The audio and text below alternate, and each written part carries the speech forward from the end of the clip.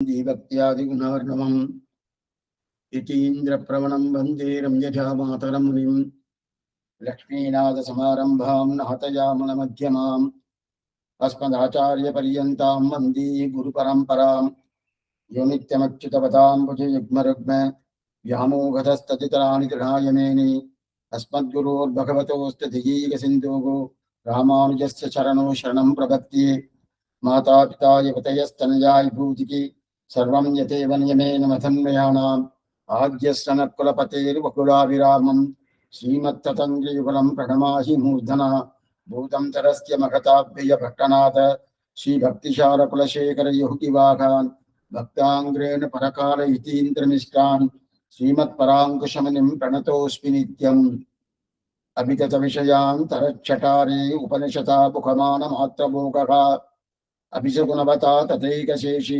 मधुरकविरुदये ममाविरस्तु வேரங்கம் நாணறியேன் வேதம் தமிழ் செய்த மாறன் ஷடகோபன்வன் குறுகூறு ஏரியங்கள் வாழ்வான் என்னேத்தும் மதுரகவியார் எம்மையாழ்வார் அவரே அரண் அருள் கொண்டாடும் அடியவரின் புற அருளினான் அவ்வருமறையின் பொருள் அருள் கொண்டு ஆயிரம் இந்தமிழ் பாடினான் அருள் கண்டீர் இவ்வுலகினில் மிக்கதே. சுவாமி மதுரகவி ஆழ்வார் நம்மாழ்வாரை தவிர வேறு தெய்வம் இல்லைன்னு தெரிவித்தார். இல்லை என்பது வேறு தெய்வத்தை ஒப்புக்கொண்டு இல்லை என்று சொல்லவில்லை, வேறு தெய்வமே எனக்கு தெரியாதுன்னு தெரிவித்தார். தெய்வமற்றறியே குருகோன் நம்பி தெய்வத்தையே தெரியாதுன்னு தெரிவிக்கக்கூடிய ஒரு தன்மையிலே எல்லாமே ஆச்சாரியங்கிற நிலையில் இருந்தார். அப்படி ஆச்சாருடைய அருள், அந்த அருள் கொண்டாடும் அடியவரின் புற அந்த ஆச்சாருடைய அருளை காட்டிலும் பகவானுடைய அருள் மிஞ்சியதா என்றால் இல்லை. நம்மாழ்வாருடைய பகவானுடைய அருள் சுமார் என்று சொல்லக்கூடியது. அப்படிப்பட்ட பகவானுடைய அருளை கொண்டாடுபவர்கள் அடியவர்கள். அந்த அடியவர்கள் இன்புற அருள் கொண்டாடும் அடியவர்கள் பகவானுடைய அடியவர்கள் என்பற அருளினான் அருமறையின் பொருள். அருமறை என்று சொல்லக்கூடிய சாஸ்திரம் 4 வேதங்கள், ரிக்வேதம், எதிர்வேதம், சாமவேதம், அதர்வண வேதம். இந்த 4 வேதங்களின் அருமறையின் பொருள். அரு என்று சொல்லும் போதே சிரமப்பட்டு தெரிந்து கொள்ள வேண்டிய ஒரு நிலை. அப்படி சிரமப்பட்டு தெரிந்து கொள்ள வேண்டிய நிலை மட்டுமல்ல, அது அதிகூத அதிகாரம். எல்லாருமே அதை படிக்க முடியாது, வாசிக்க முடியாது, அதை அன்வைக்க முடியாது. அப்படிப்பட்ட அருமறையின் பொருள். அருமறையை அப்படி நேரடியா கொடுக்கவில்லை.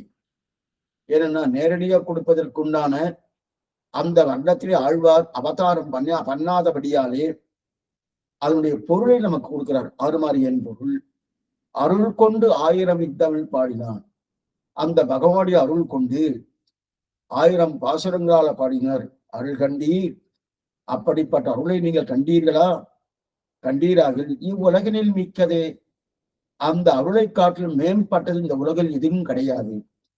ஏனென்றால் ஆழ்வாருடைய பக்தி சித்தன்ன அச்சித்தன்ன ஈஸ்வர தத்துவம் என்ன 3 தத்துவங்களையும் விழுங்கியது. அப்படிப்படி விழுங்கக்கூடிய ஒரு விழாக்கொலை கொண்டது, கபலீகரம் பண்ணிதுன்னு தெரிவிப்பார். அது அத்தனையும் விழுங்குத்தணும்.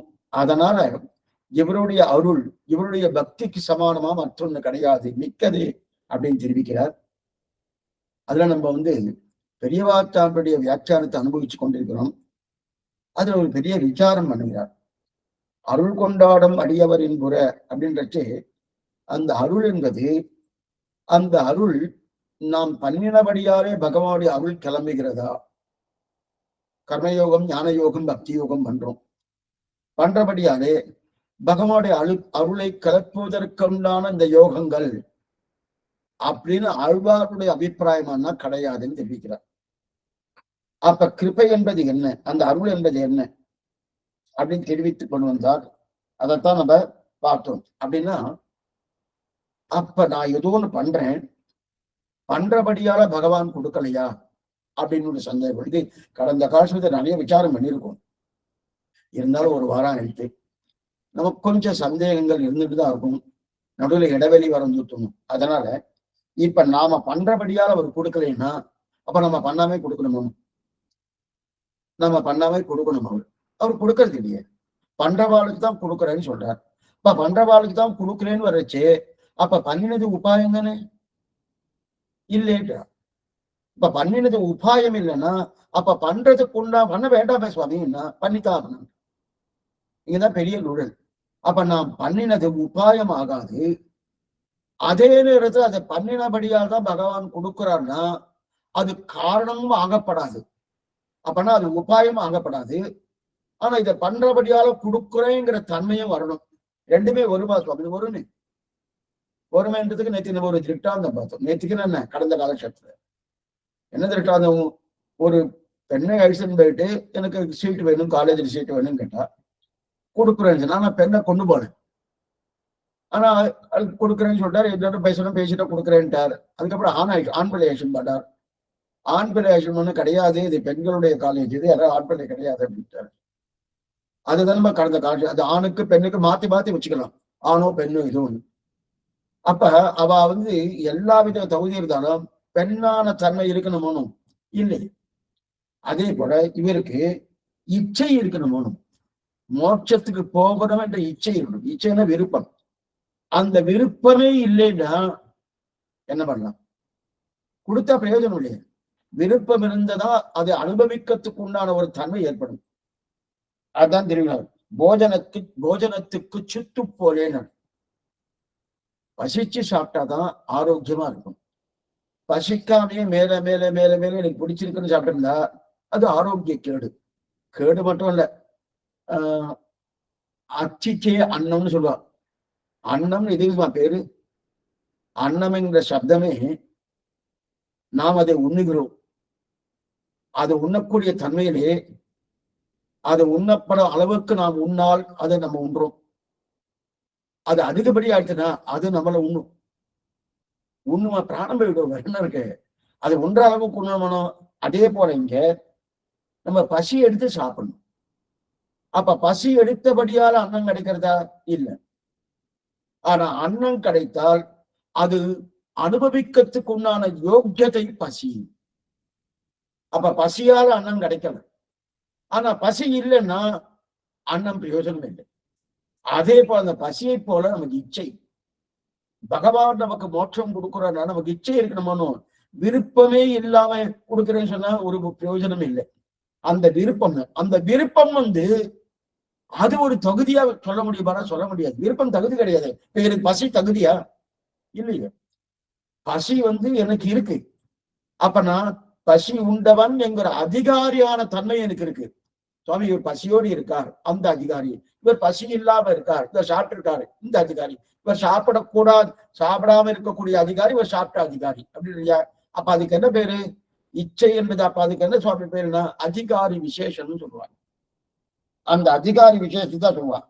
அதத்தான் ஆழ்வார்கள் தங்கள் கர்மத்தையோ ஞானத்தையோ பக்தியையோ பகவானுடைய பிரசாதத்தை தூண்டிவிடும் என்று நினைக்க மாட்டார்கள்.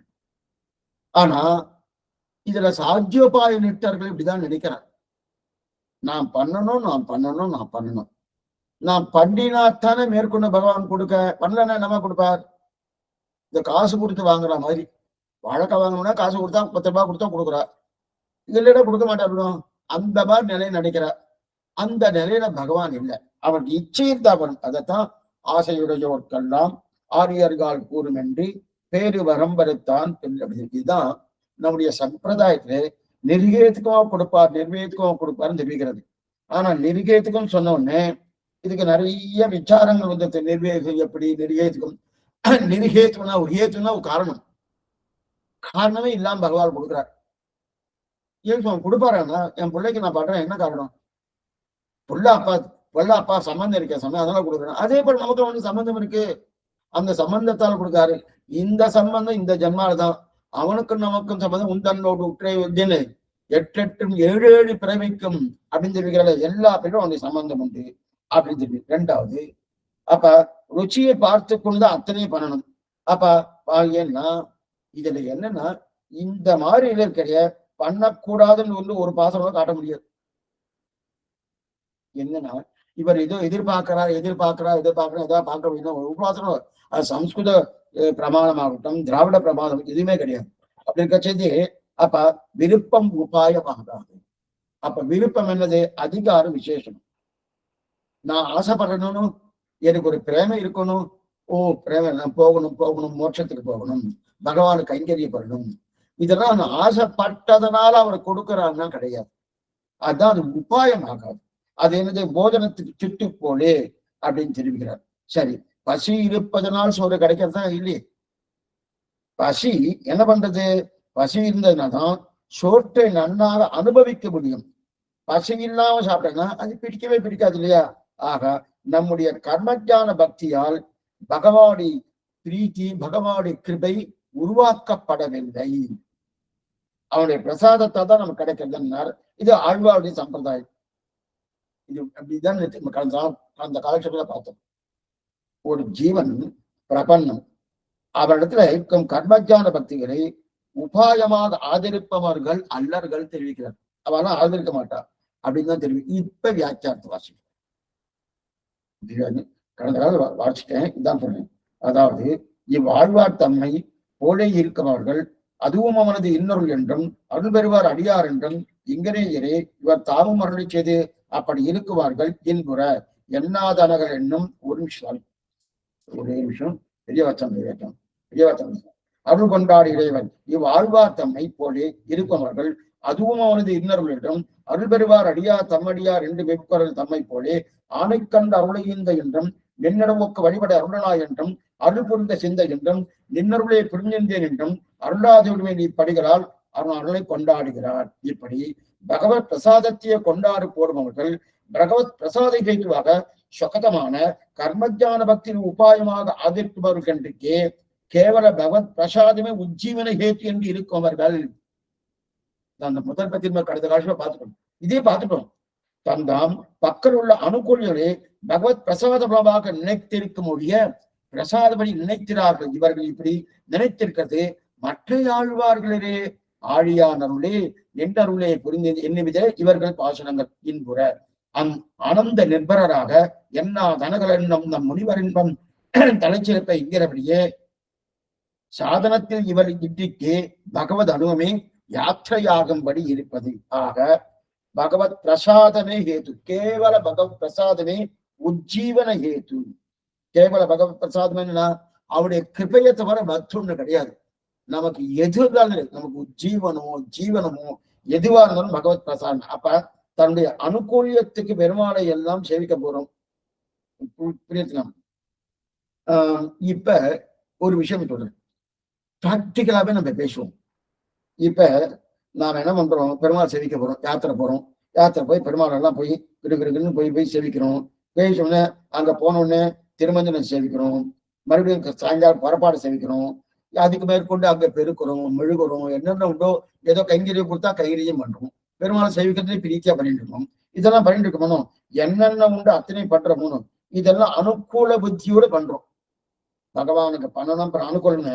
இப்ப இவ்வளவு அனுகூலங்கள் கண்டிப்பா பெருமாள் கொடுப்பார், மோட்சம் கொடுப்பார், எங்கு பிரசாதிப்பார் அப்படின்னு ஒத்துக்கொள்ளலாமான்னா இப்ப பாருங்க, நிறைய பேருக்கு இந்த எண்ணம் இருக்கு. நான் இதெல்லாம் பண்ணிட்டு இருக்கேன் சுவாமி, நான் இந்த மாதிரி கைங்கரியம் பண்றேன், காலட்சேபம் நிறைய கேட்கிறேன், திவ்யதேசம் நிறைய யாத்திரை போறேன், அங்கங்க சில ஸ்ரீ வைஷ்ணவ சம்பிரதாயத்துல என்னென்ன பிரச்சாரம் பண்ணுமோ அதெல்லாம் பண்ணிட்டு இருக்கேன், மேற்கொண்டு அவளுக்கு என்னென்ன உதவி ஒண்ணு அத்தனையும் பண்ணிட்டு இருக்கேன், இதெல்லாம் பண்ணிட்டு இருக்க இல்லையா? இதனால பண்ணிட்டு இருக்கபடியில பெருமாள் எனக்கு மோட்சம் நிச்சயம் கொடுப்பார், மோட்சம் எனக்கு மோட்சம் கொடுப்பார், எனக்கு பிரசாதிப்பார் அப்படின்னு நம்ம ஒத்துக்கலாமா? அப்படின்னு நம்ம நினைக்கலாமா? மறுபடியும் சொல்றேன், ஆனா கட்டுங்க, சாமான்யமா இந்த நினைவுதான் இருக்கும்.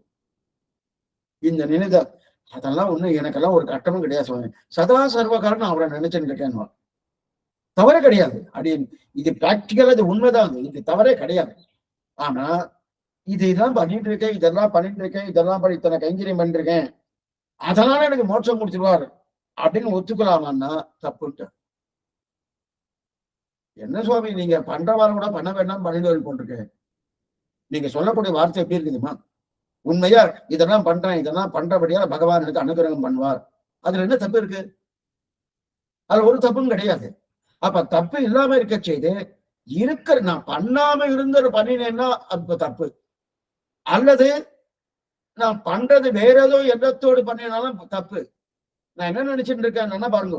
நான் என்ன நினைச்சிட்டு இருக்கேன், நான் இதெல்லாம் பண்ணிட்டு இருக்கேன், எனக்கு நிறைய சொத்து கொடுப்பாரு, நான் இதெல்லாம் பண்ணிட்டு இருக்கேன், எனக்கு வீடு வாசல் கிடைக்கும், எனக்கு இதெல்லாம் பண்ணிட்டு இருக்கேன், எனக்கு ஆரோக்கியம் கிடைக்கும், அந்த எண்ணம் இல்லை. இதெல்லாம் பண்றபடியால எனக்கு மோட்சம் கொடுப்பார் அப்படின்னு நினைக்கிறேன். இப்ப இந்த நிலை சரியா தவறா? சரியா தப்புன்றாங்க. ஏன் சுவாமி இதுவும் தப்புன்னா அப்ப என்னதான் சுவாமி பண்றது? அப்ப எதையுமே பண்ண முடியாது. எதா பண்ணணுமானோ அப்ப பண்றதுக்கு எதை வேணுமானோ அப்ப எதுதான் பண்றதுன்னா அவனுடைய பிரசாதத்தாலதான் உனக்கு அனுகூலிய புத்தியே வந்ததுன்னு தெரிஞ்சுக்கணும். இதெல்லாம் இந்த கைங்கெல்லாம் பண்ணிட்டு இருக்கணும். அப்படி அன்னைக்கே சொன்னேன், காலக்ஷேபம் கேட்கிறவர்களுக்கு ஆகட்டும், காலக்ஷேபம் சொல்றவர் ஆகட்டும், அவருடைய அனுகிரகத்தால் தான் அடியே சொல்லிட்டு இருக்கேன். நீங்க கேட்கறது அவருடைய அனுகிரகத்தால் தான் கேட்டுட்டு இருக்கேன் தவிர, இல்லடா சுவாமி எனக்கு ஞானம் இருக்கு கேட்கணும்னு நினைச்சிட்டேன், நல்லா இருக்க சுவாமி சம்பிரதாயம் கேட்கணும்னு நினைச்சிட்டேன், என்னுடைய புத்தியால என்ன இல்லையா அந்த புத்தியை கொடுத்துதான் வந்த அந்த அப்பனா இந்த நினைவு வந்தது அவனுடைய நினைவுதான். உணர்விலும்பல் ஒருவனை அவனதொருளா உடற்பொருட்டு என் உணர்விலுள்ளே இருத்தினேன் அதுவும் அவனது இன்னருளே அப்படின்னு தெரிவிக்கிறான் இல்லையா. அவனுடைய பிரசாதத்தால் தான் தெரிவிக்கிறான் இல்லையா. இப்ப அப்படின்னா இவ்வளவு அனுகூலமா இருக்கிறான்னா பெருமாள் மோட்சம் கொடுக்கான்னு சொல்லப்படாதுன்னா சொல்லப்படாது. ஏன்னா அவன் மோட்சம் கொடுப்பது என்று நிருகேத்துக்கம், ஒரு காரணத்தை முன்னிட்டு கொண்டு மேல வர மேல அழகிய மணவாள பெருமாள் நாயனாருடைய வியாக்கியானம் இருக்க இன்னும் விபுலமா பார்க்கலாம். ஒரு ஸ்ரீவைஷ்ணவனுடைய நிலை என்ன இந்த பாசுரத்தை பூர்ணமா தெரியும். நாம் பண்றதுனால எனக்கு எல்லாம் நன்மைமா? அப்ப நன்மையா நான் பண்ண வேண்டாமே? பண்ணணும். நன்மைக்காக பண்ணல, பகவானுடைய ஆனந்தத்துக்காக பண்றோம். அப்ப அந்த ஆனந்தத்துக்காக அவர் கொடுப்பாருன்னா நீ பண்ணாலும் பண்ணலைனாலும் அவர் கொடுக்கறதுக்கு தயாரா இருக்க. நல்லா பண்ணிக்கோ, நீ பண்ணாலும் பண்ணேன்னா இதை பண்ணாதான் கொடுக்குறேன்ட்டு அந்த எண்ணமே. இப்ப குழந்தை ஏதோ ஒன்று பண்ணணும், அப்பாவுக்கு காலை பிடிச்சு விடணும், தீர்த்தம் முடிந்து கொடுக்கணும், ஏதோ வேலை செய்யணுமோ செய்யல, அதனால அப்பா குழந்தை பிள்ளைக்கு ஃபீஸ் கட்ட மாட்டேன், உனக்கு யூனிஃபார்ம் வாங்கி கொடுக்க மாட்டேன், புஸ்தகம் வாங்கி கொடுக்க மாட்டேன், உனக்கு சாதனம் சரியா போட மாட்டேன் சொல்லுவாரா? அது பண்ணலைன்னாலும் தகப்பனை கொடுத்து ஒண்ணுமில்ல சம்பந்தம். இந்த சம்பந்தம் இன்னும் 15-20 வருஷம் சம்பந்தம் இருக்கும், அவளுக்கும் அதுக்கு மேல இருக்காது. ஆனா அந்த சம்பந்தத்துக்கு தகப்பன அத்தனையும் பண்ணிட்டு இருக்காரு. நம்ம பண்ணட்டும் என்னமோ அந்த குழந்தைங்க எனக்கு தெரியல போட்டுமே, என் குழந்தை நான் பண்றேன்.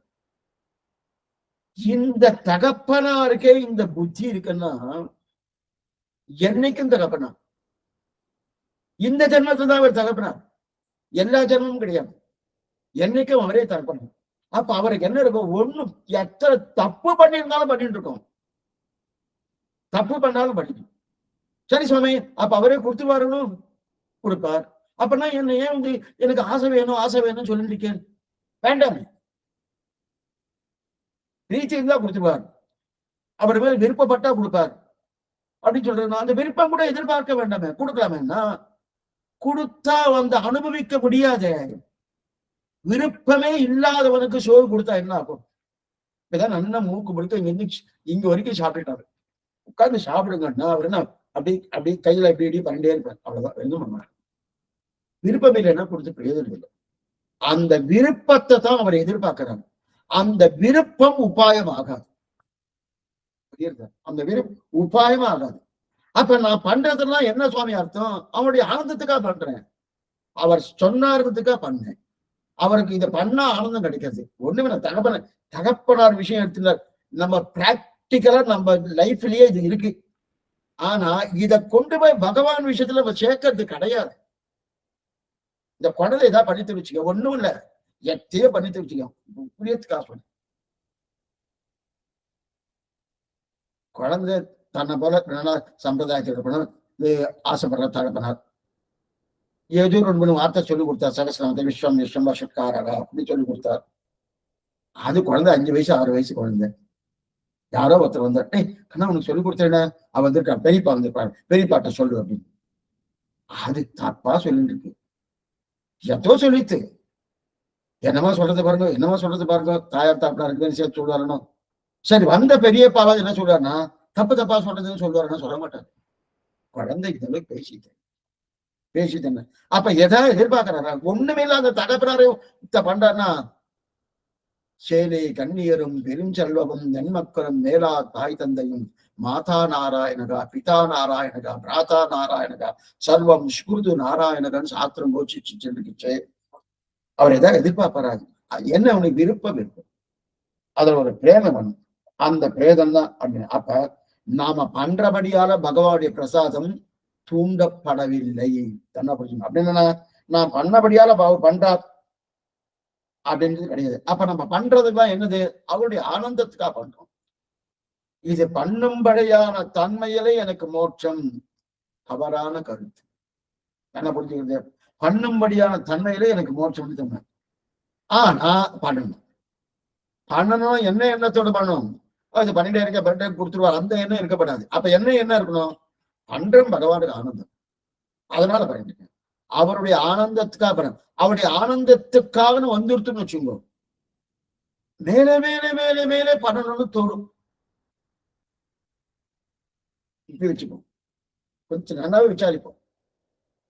நான் பண்றபடியால அவர் கொடுக்குறான்னு வச்சுக்கோ, கொஞ்சம் நல்லா இதே வச்சுக்கணும். பண்றபடியால கொடுக்குறேன்னு வச்சுக்கோ, ஒரு உத்தியோகத்துக்கு வரும், இத்தனை நாள் வேலை செய்யணும், இத்தனை மணி நேரம் வேலை செய்யணும், வேலை செஞ்சா அவர் கொடுக்குற அந்த சம்பளம் கொடுக்குறாரு.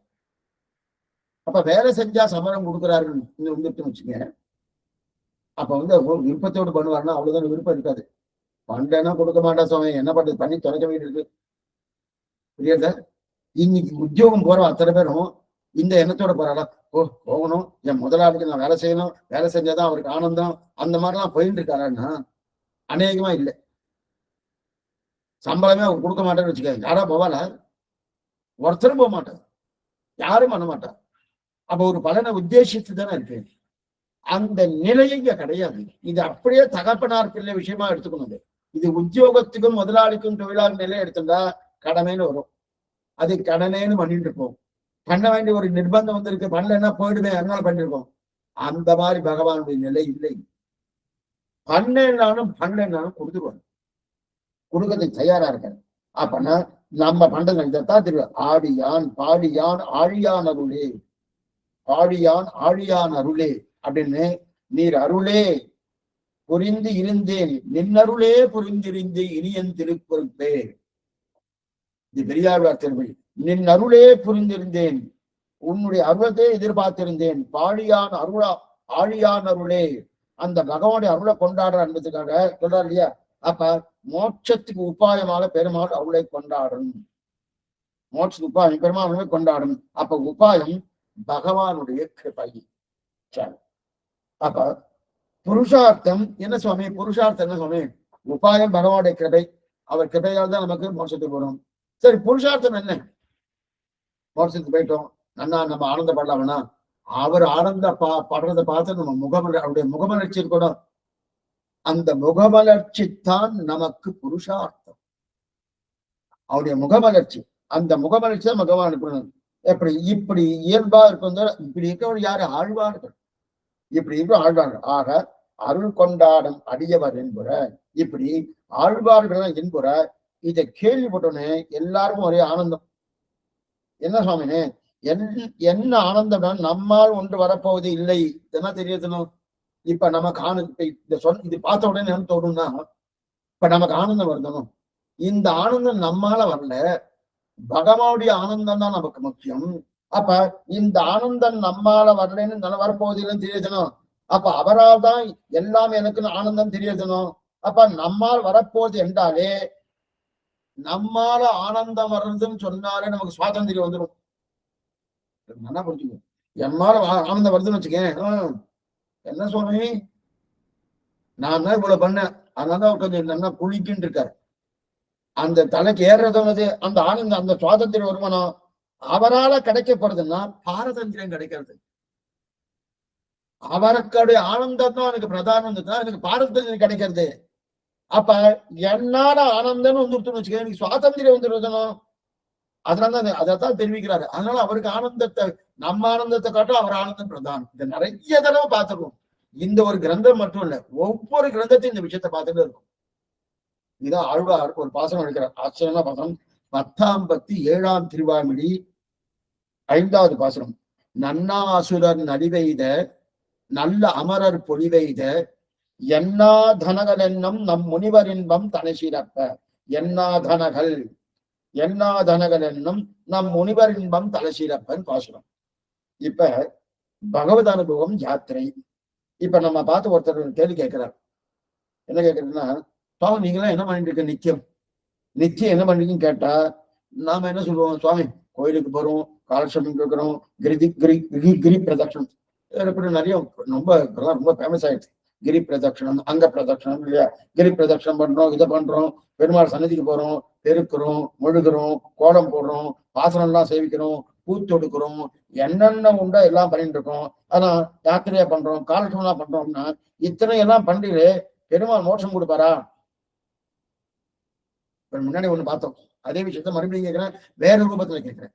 இப்ப கோலம் போடுறேன், கிரி பிரதட்சணம் பண்ணிட்டு இருக்கேன், பெருக்கிறேன், முழுகிறேன், பாசனம்லாம் சேவிக்கிறேன், பூத்து கொடுக்குறேன், என்னென்ன உண்டு அத்தனையும் பண்ணிட்டு இருக்கணும். பண்ணிட்டு இதெல்லாம் பார்த்துட்டு பெருமா மோட்சம் கொடுப்பாரான்னா, சுவாமி அவர் மோட்சம் கொடுக்குறேன்னு சொல்லிட்டாரு, சன்னாதி ஆயிடுச்சு கொடுக்குறேன்னு சொல்லிட்டாரு, ஆனா ஒன்னும் மோட்சம் கொடுக்கல. அப்ப உடனே கொடுத்துருந்தா நான் இதை பண்ணிருப்பேனா? நான் அங்க போய் பண்ண போறேன், சீவைகுண்ட போய் பண்ண போறேன். அவர் கொடுக்கல, கொடுக்காதபடி இங்க இருக்கணும். அப்ப இங்க இருக்கிற பண்ணிட்டு என்ன பண்ணும்? இதெல்லாம் பண்ணித்தானே ஆகணும். அதனால பண்றேன். ஆனா அவர் மோட்சம் தள்ளி கொடுக்கிறேன்னு அவர் நிர்ணயம் பண்ணிட்டார். அந்த தள்ளி கொடுக்கிறான்னா அந்த காலம் விரைமையா போறதுனும், அந்த காலத்தை நான் கழிக்கணுமோ, அது நல்ல காலமா கழிக்கலான்றதுக்காக தான் என்ன பண்ணினேன், நான் இந்த கைங்கரி என்ன பண்ணிட்டேன். அவர் கொடுக்கிறேன்னு சொல்லிட்டேன். கொஞ்சம் நல்லா பண்ணுங்க. முதல்ல சொன்னதுக்கு இப்ப சொன்னதுக்கு நல்லா வித்தியாசம் இருக்கு. முதல்ல என்ன சொன்னேன்? இதெல்லாம் பண்ணபடியா எனக்கு மோட்சம் நிச்சயம் சுவாமி அப்படின்னு நினைக்கிறது தவறுன்னு சொன்னேன். இப்ப என்ன சொல்லிட்டு இருக்கேன்?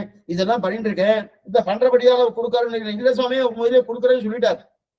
அப்ப ஏன் கொடுக்குறேன்னு சொல்றேன்? ஏன் பண்றேன்னா மிச்ச காலம் இருக்கணும், கொடுக்குற காலம் இருக்கணும். அந்த காலம் வரைக்கும் நான் காலக்ஷேபத்துக்கு இந்த காலத்தை கழிக்கணுமோ. கழிக்கிறது எப்படி கழிக்கணும்? பகவானுடைய ஆனந்தமா கழிக்கணும். அவருக்கு ஆனந்தத்தை கொடுப்பதற்காக நம்ம கழிக்கணுமோ. அப்ப என்ன பண்ணோம்? அந்த கைங்கரியம் பண்றபடியாலே அதனால அந்த காலத்தை கழிக்கிறதுக்காக இதை கழிச்சுட்டு எனக்கு மற்றது கிடையாதுன்னு சொல்றேன். இப்ப இது சரியா இருக்கு. அதுதான் என்ன தெரியாது, எண்ணாதனகள் என்னும் நம் முனிவர் இன்பம் தலை சிறப்ப. எண்ணாதனகள் என்னும் நன்னா அசுரர் நலிவெய்த நல்ல அமரர் பொழிவெய்த எண்ணாதனகள் என்னும் நம் முனிவர் இன்பம் தலை சிறப்ப. பெருமாளுடைய எண்ணிறந்த கல்யாண குணங்கள், அந்த கல்யாண குணங்கள் இருக்கிறான் இல்லையா, நினைச்சுட்டே இருக்கிறான் இல்லையா, அந்த கல்யாண குணம் இப்ப அரும்பத்தில் தெரிவிக்கிற எண்ணிறந்த கல்யாண குணங்கள், அந்த கல்யாண குணங்கள் நினைச்சிட்டு இருக்கச்சே ஒரு நிமிஷம் அருமத்தை பார்த்து. எண்ணாதனகள் எண்ணம் நம் முனிவர் இன்பம் தலை சிறப்ப. மறையின் பொருளை இந்த பதார்த்தம் அருளி செய்து தாத்பர்யார்த்தம் அருளி செய்கிறார். எண்ணாதனகள் இத்தியாதி. எண்ணாதனகள் அசங்கேய கல்யாண குணங்கள் சாதனாந்தர நிஷேதம் பண்ணுகிற இப்பிரபந்தத்தை அனுசந்திக்கவே அவர்களுக்குண்டான அத்தியவசாயம் ஸ்திரமாவென்று இவ்வாக்கியத்துக்கு தாத்பரியம். அப்படின்னா இங்க எதை தெரிவிக்கிறாருன்னா, எண்ணாதனகள் எண்ணம் நம் முனிவர் என்பதுன்னா எண்ணி முடிக்க முடியாத கல்யாண குணங்கள். அதான் எண்ணாதனகள், எண்ணி முடிக்க முடியாத கல்யாண குணங்கள். அப்படிப்பட்ட கல்யாண குணங்கள் பகவான்கிட்ட இருக்கு. பகவான்கிட்ட என்ன இருக்கு? சக்தி நிறையவே இருக்கு, ஞானம் நிறையவே இருக்கு, அதீத கருணையும் பரிபூர்ணமா இருக்கு.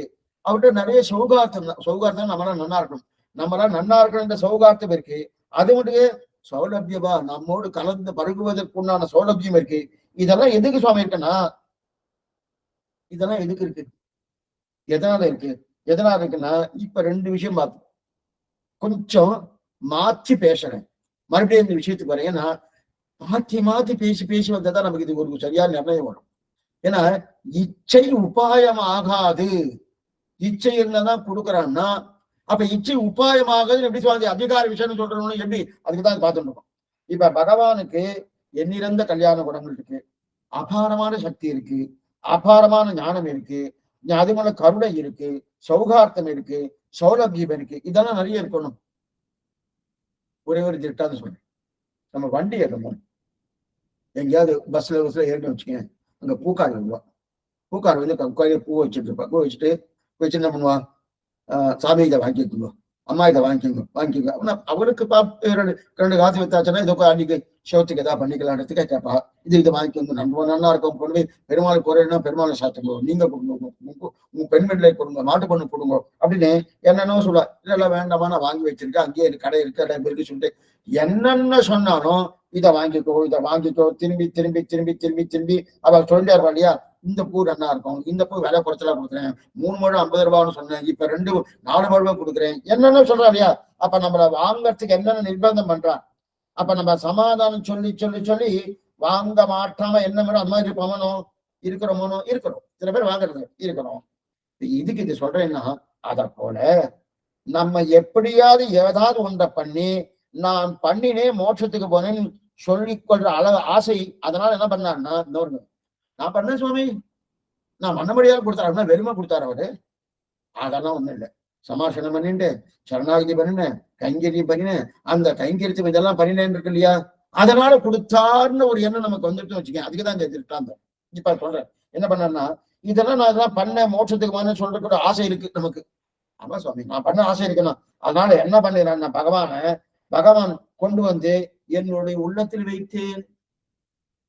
பகவான் உணர்விலம்பல் ஒருவனை அவனதருளா உடற்பொருட்டு என் உணர்வனுள்ளே இருத்தினேன், அதுவும் அவனது இன்னர்களே பகவானை கொண்டு வந்து என்னுடைய உள்ளத்துக்குள்ள வைத்தேன் அப்படின்னு நம்ம சொன்னேன். பெருமாள் பார்த்தாரு, என்ன நீ வச்ச? அவர் உடனே, உள்ளத்துல நான் எப்பயோ உட்கார்ந்து இருக்கேன், நீ ஏன் புதுசா உள்ளது வைக்கிறியா? நான் உள்ளத்துக்குள்ளே இருக்கேன்னு. உள்ளுவார் உள்ளிட்டெல்லாம் உடனிருந்து உள்ளுக்குள்ளே இருக்கிறேன். அதே போல நான் பாவங்கள்லாம் நான் தான் போக்கினேன்னா, நேற்றுக்கே நான் பாவத்தை போக்கிட்டேனே. நீ எப்ப சரணாகதி பண்றேன்னு ஆரம்பிச்சுக்கியோ, நேற்றுக்கே நான் பாவத்தை போக்கினேன். எப்ப நீ பண்ணிருக்கியேன்டா, அது நீ பாவத்தை போக்கிருக்கணும்னா போன ஜன்மாலே போக்கிருக்கலாமே. இதுக்கு மாதிரி கோடி ஜன்மம் எடுத்திருக்கேன், அப்பெல்லாம் போக்கலையே. நான் நேற்றுக்கே உன்னை போக்கிட்டேனே. எப்ப உனக்கு அந்த விருப்பம் வந்ததோ அப்பயே போக்கிட்டேனே. சரி, அப்படி இருக்க செய்து பாவங்கள் அவர் தான் போக்கினாரு. அப்ப அந்த பாவங்களை போக்கினார் சுவாமி, உள்ளத்துல அவர் தான் நிறுத்தினார் இல்லையா. உள்ளத்துல அவர் தான் வந்தாருன்னு சொன்னார். முதல்ல என்ன சொன்னேன், நான் உள்ளத்துல கொண்டு வந்து வச்சேன்னு, இல்ல நானே உள்ளுக்குள்ளதான் இருக்கேன்னு. அதுவும் பாவத்தை நான் போக்கினேன்னு. ஏன்னா இங்க ஜீவாத்மாவுக்கு என்னன்னா, நான் ஏதோ பண்ணினேன் அதனால மோட்சம் கொடுக்குறேன் அப்படின்னு சொல்லணும்னு ஆசை. இத பகவானுக்கும் ஜீவாத்மாவுக்கும் பகவானுக்கும் இது ஒரு போட்டி. இந்த ஜீவாத்மா என்ன சொல்றான், பாரு உன்னை கொண்டு நான் வளத்துல வச்சிருந்தேன், அதனாலதான் எனக்கு கிடைச்சதுன்னு.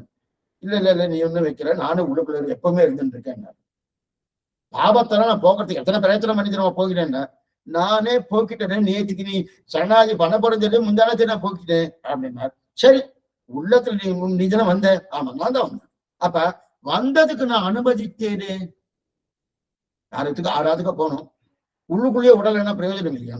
அதே போல நம்ம உள்ளத்துக்குள்ள பகவான் வரணும். வந்ததுக்கு நான் அனுமதித்தேன்னா அந்த அனுமதியும் அவனுடைய அருளாளிதான் வந்தது. நீ அனுமதித்தியானா அவ அருள் இல்லைன்னா ஒண்ணுமே இல்லையே. அந்த அனுமதித்த காரணம் அவன்தான், ஸ்வீகாரம் தான் அவனால் தானே வந்தது. இப்ப நம்ம என்ன கேட்கணும், அதைத்தான் நீ திரும்ப திரும்ப திரும்ப சொல்றேன். காலக்ஷேபம் கேட்கறது இருந்தாலும் எந்த நிலையா இருந்தாலும் பகவத் அனுகிரகத்தில் தான் கிடைக்கிறது, இல்லைன்னா கிடையாது. கிடைக்காத சுவாமி, கிடையவே கிடையாது. அப்ப தீயது கர்மம். இதை மட்டும் நல்லா ஞாபகம். இதுதான் வியாச பகவான் ஆசிரியமா தெரிகிறார், வேதவியாச பூர்ணமா தெரிகிறார். வைஷமிய நைகிரண்யம் பகவானுக்கு கிடையாதுன்றத அதுக்குன்னு தனி சூத்திரத்தை அமைச்சிருக்கிறது. இது இருக்கட்டும். அப்ப ஸ்வீகாரம் தான் அவனால் தானே. ஏன்னா இந்த எண்ணமே கொடுத்த குறத்தால்தான் பிரார்த்திக்கிற இந்த இடத்தை கொடுத்ததே நீதான். அப்ப அந்த ஸ்வீகாரம் அவனால் தானே. இந்த சிருஷ்டி அவதார முகத்தாலே பண்ணின கிருஷி பலன்.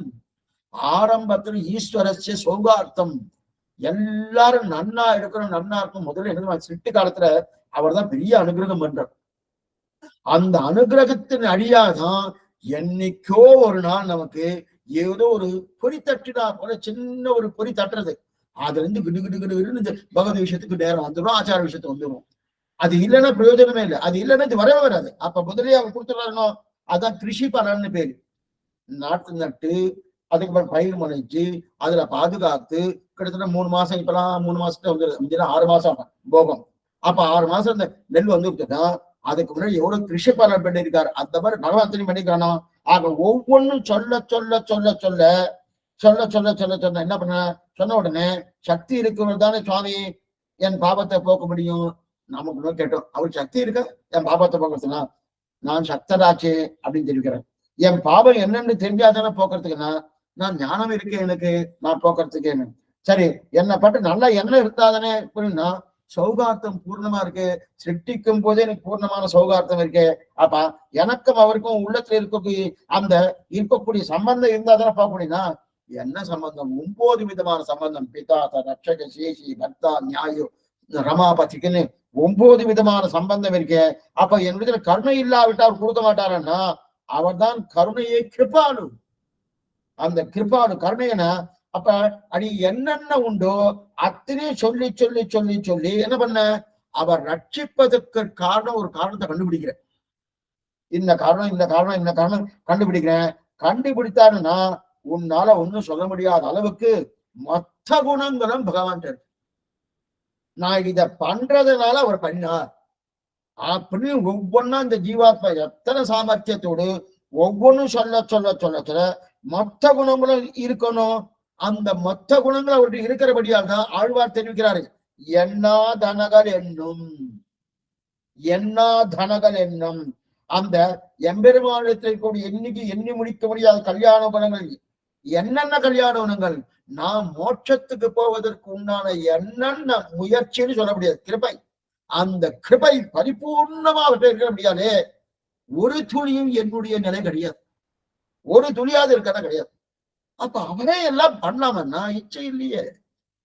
இச்சை இருந்தா பண்ணியிருப்பாங்க. இப்ப நமக்கு என்ன தோணும்னா, ஏன் போன நாள் அவர் தானே பண்ணிருக்கலாம்னா, விரும்பலையே. இப்ப மாத்திரம் பண்றதுக்கு வந்துருக்கேன், விரும்பி இருக்கேன். அப்ப இந்த விரும்பினது காரணம் வந்தன, இந்த காரணத்தை அவரே அன்னைக்கு போன ஜென்மா பண்ணிருக்கலாமே. நீங்க ஒவ்வொன்றும் சொல்லி வந்துடணும்.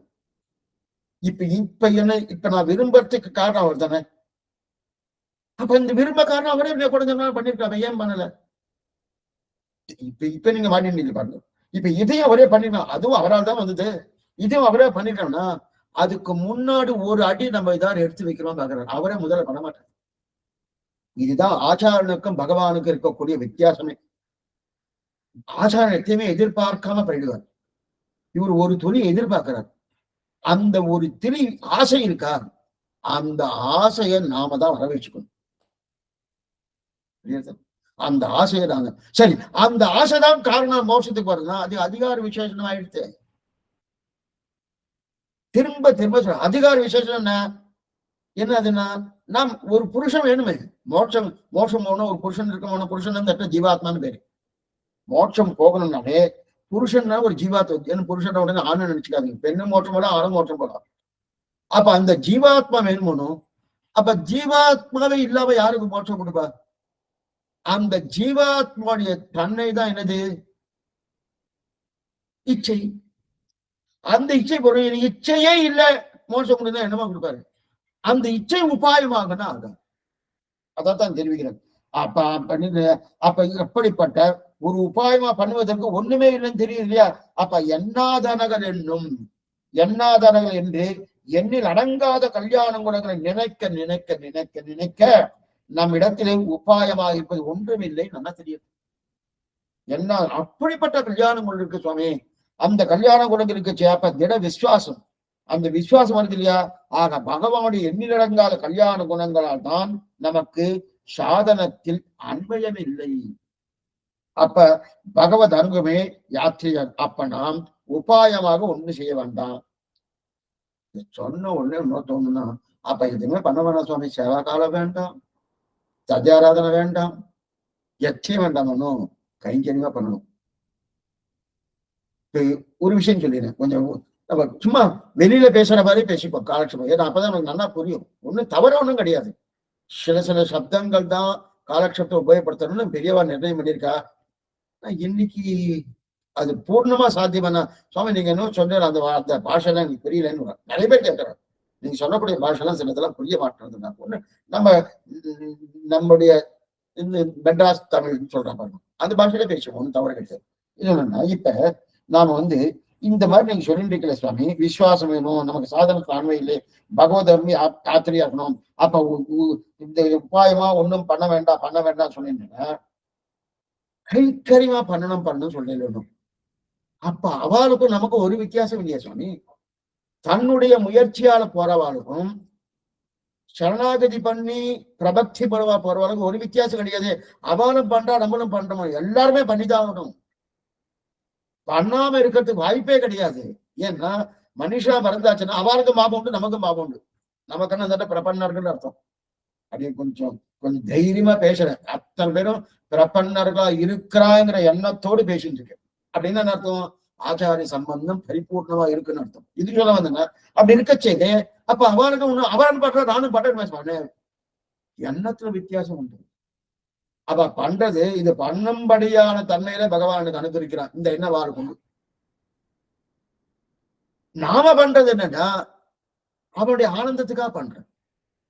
ரெண்டு பேருமே பண்ணியாகணும். இதத்தான் சர்வதர்மான் பரித்தேஜத்துக்கு அர்த்தம். எல்லாத்தையும் விடு விடு, சர்வதர்மம் எல்லா தர்மங்களையும் விடு விடுனா பண்ணவே வேண்டாம்னு அர்த்தம் இல்ல. அந்த தர்மத்தில் இருக்கக்கூடிய உபாய புத்தியை விடு. புரியுதா? அந்த தர்மத்தில் இருக்கும் உபாய புத்தியை விட்டு என் ஒருத்தனையே சரணமாக பத்து அப்படின்னு தெரியுது இல்லையா? அதைத்தான் தெரியும். அப்பனா ஒன்னும் பண்ண வேண்டாம்னு அர்த்தம் இல்லை, எல்லாமே பண்ணணும். ஆனா கைங்கரிய பாவம் பண்ணணும். இது ஒரு சின்ன இடை. இந்த இடையில இருக்கக்கூடிய வித்தியாசம் தான். இந்த வித்தியாசத்தை நீங்க ஞாபகம் வச்சுக்கணும். சாத்தியோபாயர்களுக்கும் சித்தோபாயர்களுக்கும் என்ன வித்தியாசம்? இது பெரியவாச்சாரிய தன்னுடைய ரகசிய கிரந்தத்தை ரொம்ப ஆசமா தெரிவிக்கிறார், ரொம்ப நாளா தெரிவிக்கிறார். இருக்கட்டும். அப்படி இருக்க செய்து அந்த ஒரு சின்ன நூலிடை அந்த விழையில தான் வச்சு. ஏன்னா ரெண்டு பேருமே பண்ணித்தான் வரும். அப்ப நான் பிரபன்னன் நிறைய பேருக்கு இந்த மாதிரி ஒரு எண்ணம் இருக்கு, நான் சரணாதி பண்ணிட்டேன் சுவாமி. ஆனா ஒண்ணு சரணாதி பண்ணிச்சுன்னா சன்னியாசின்னு நினைச்சுக்கிறார். ரொம்ப தப்பு. சன்னியாசி கூட கர்மா உண்டு. சன்னியாசி கர்மா உண்டு சுவாமி. நீ சஞ்சாவனம் உண்டு, நித்திய கர்மா உண்டு. நைவேத்திகம் கிடையாது, நித்தியம் உண்டு, சஞ்சாவனம் உண்டு. சன்னியாசி சஞ்சாவனம் உண்டு. சில பேர் பண்றது இல்லையா சுவாமி. சன்னியாசத்துல 4 வகை உண்டு.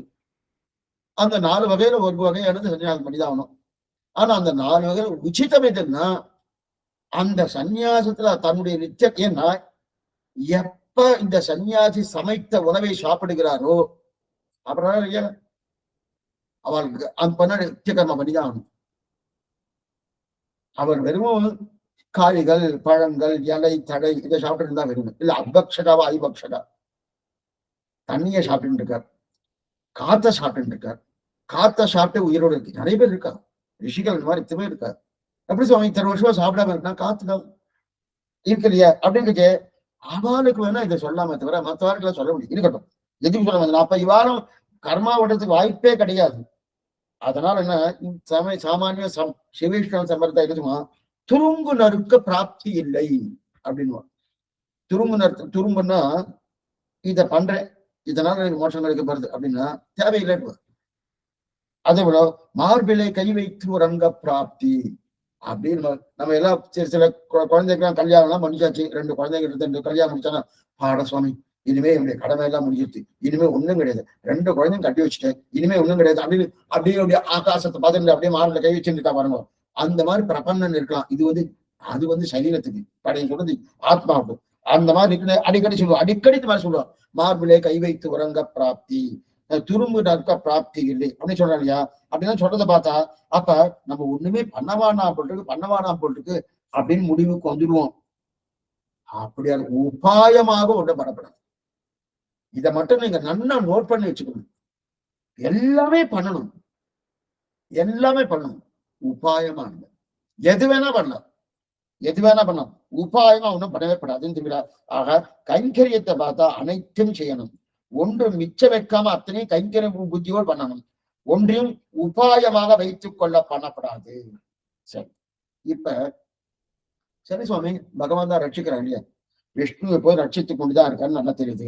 அப்ப அதற்குரிய கைங்கரியத்தை பண்ணுகிறோமோ என்று பாப்பாரா? அந்த கைங்கரியம் அனைத்தையும் செய்யணுமான்னா நிச்சயம் பண்ணிதான். ஏன்னா அந்த கைங்கரியம் எதுக்காக?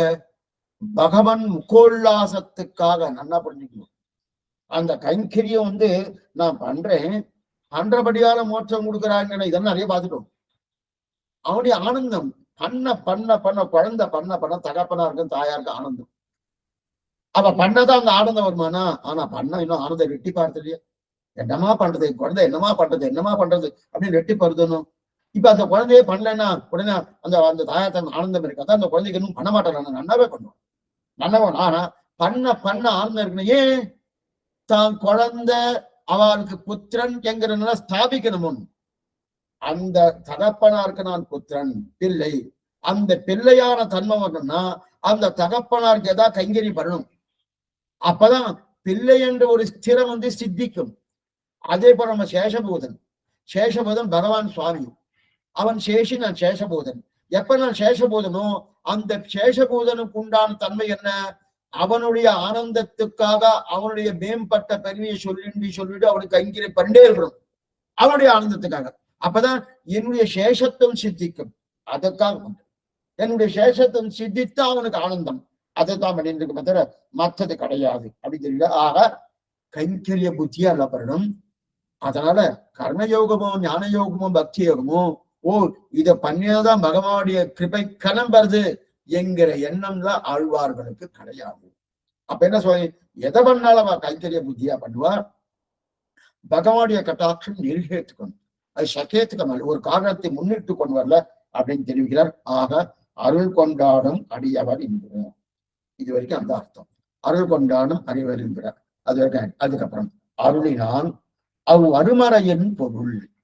அருளினான், இப்ப வியாக்கியானம் வாசி. அருளினான் அவ் அருமறையின் பொருள். அவ் அருமறை பிரசித்தமாய் பெரிதற்கரியதாய் இருக்கிற மறை, அதாவது வேத ரகசியவன் உபனிஷத்திலே அவ் அருமறையின் பொருளை அருளினான்.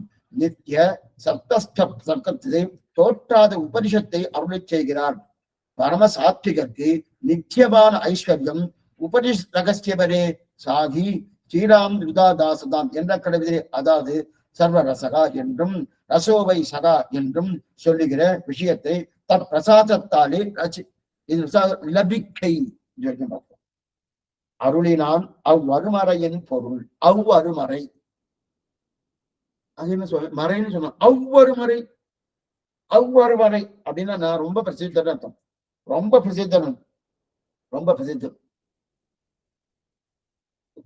காலட்சேபத்தில் இன்னார்லாம் வந்துட்டு இருக்காரு இல்லையா, அவர் வந்துட்டாரா, அந்த அந்த அம்மங்கார் வந்துட்டாரா, அந்த அம்மங்கார் வந்துட்டாரான்னு கேட்கிறாரு இல்லையா.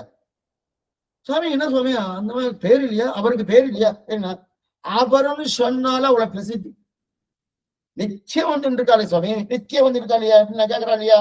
அப்ப என்னன்னா அவர்ன்னு சொன்னாலே அது இன்னார குறிக்கிறதுன்னு வந்துடுறது இல்லையா, இன்னார குறிக்கிறது வந்துடுறியா, பதில் இல்லையா. அந்த அளவுக்கு. ஏன்னா இது வெளியில இருக்கக்கூடிய மனுஷாளுக்கு தெரியாம பார்க்கலாம். அந்த கோட்டிலே இருக்கிறவாளுக்கு அவருன்னு சொன்னா பிரசித்தமா அவருன்னு சொல்றாருனோ. அப்ப அந்த அவருன்னு சொல்றா போல அதே போல அவ்வருமறை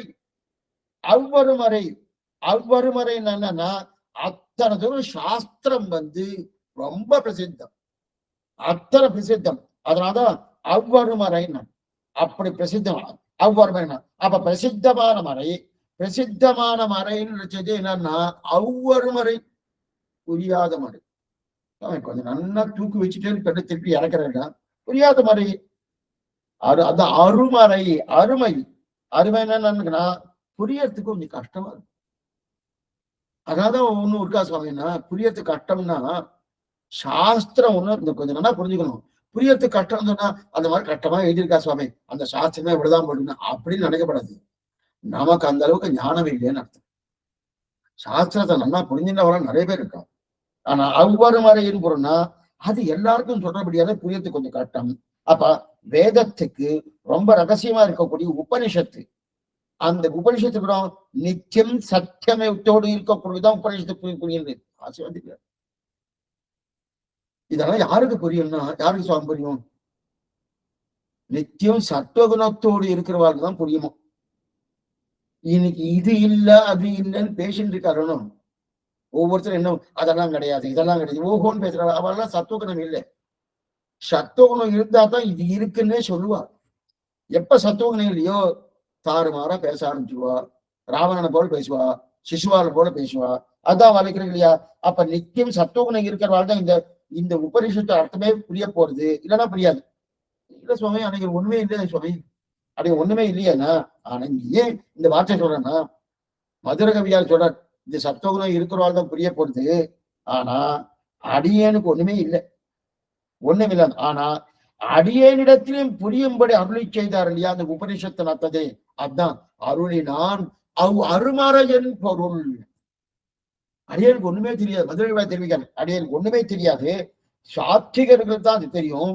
அப்படிப்பட்ட உபனிஷத்து, அந்த உபனிஷத்தை பார்த்தா எனக்கு தெரியறதுக்கு வாய்ப்பே கிடையாது. ஆனா அந்த உபனிஷ அர்த்தங்களை எல்லாம் வேதங்கள் என்னென்ன சொல்லிச்சோ, அந்த மறைத்து என்னென்ன சொல்லிச்சோ அது சாத்விகர்கள் மட்டும்தான் சொல்வோம் என்கிற நிலை இல்லாம இது எல்லாருக்கும் ஆக்கினாரோ. யார் ஆக்கினது?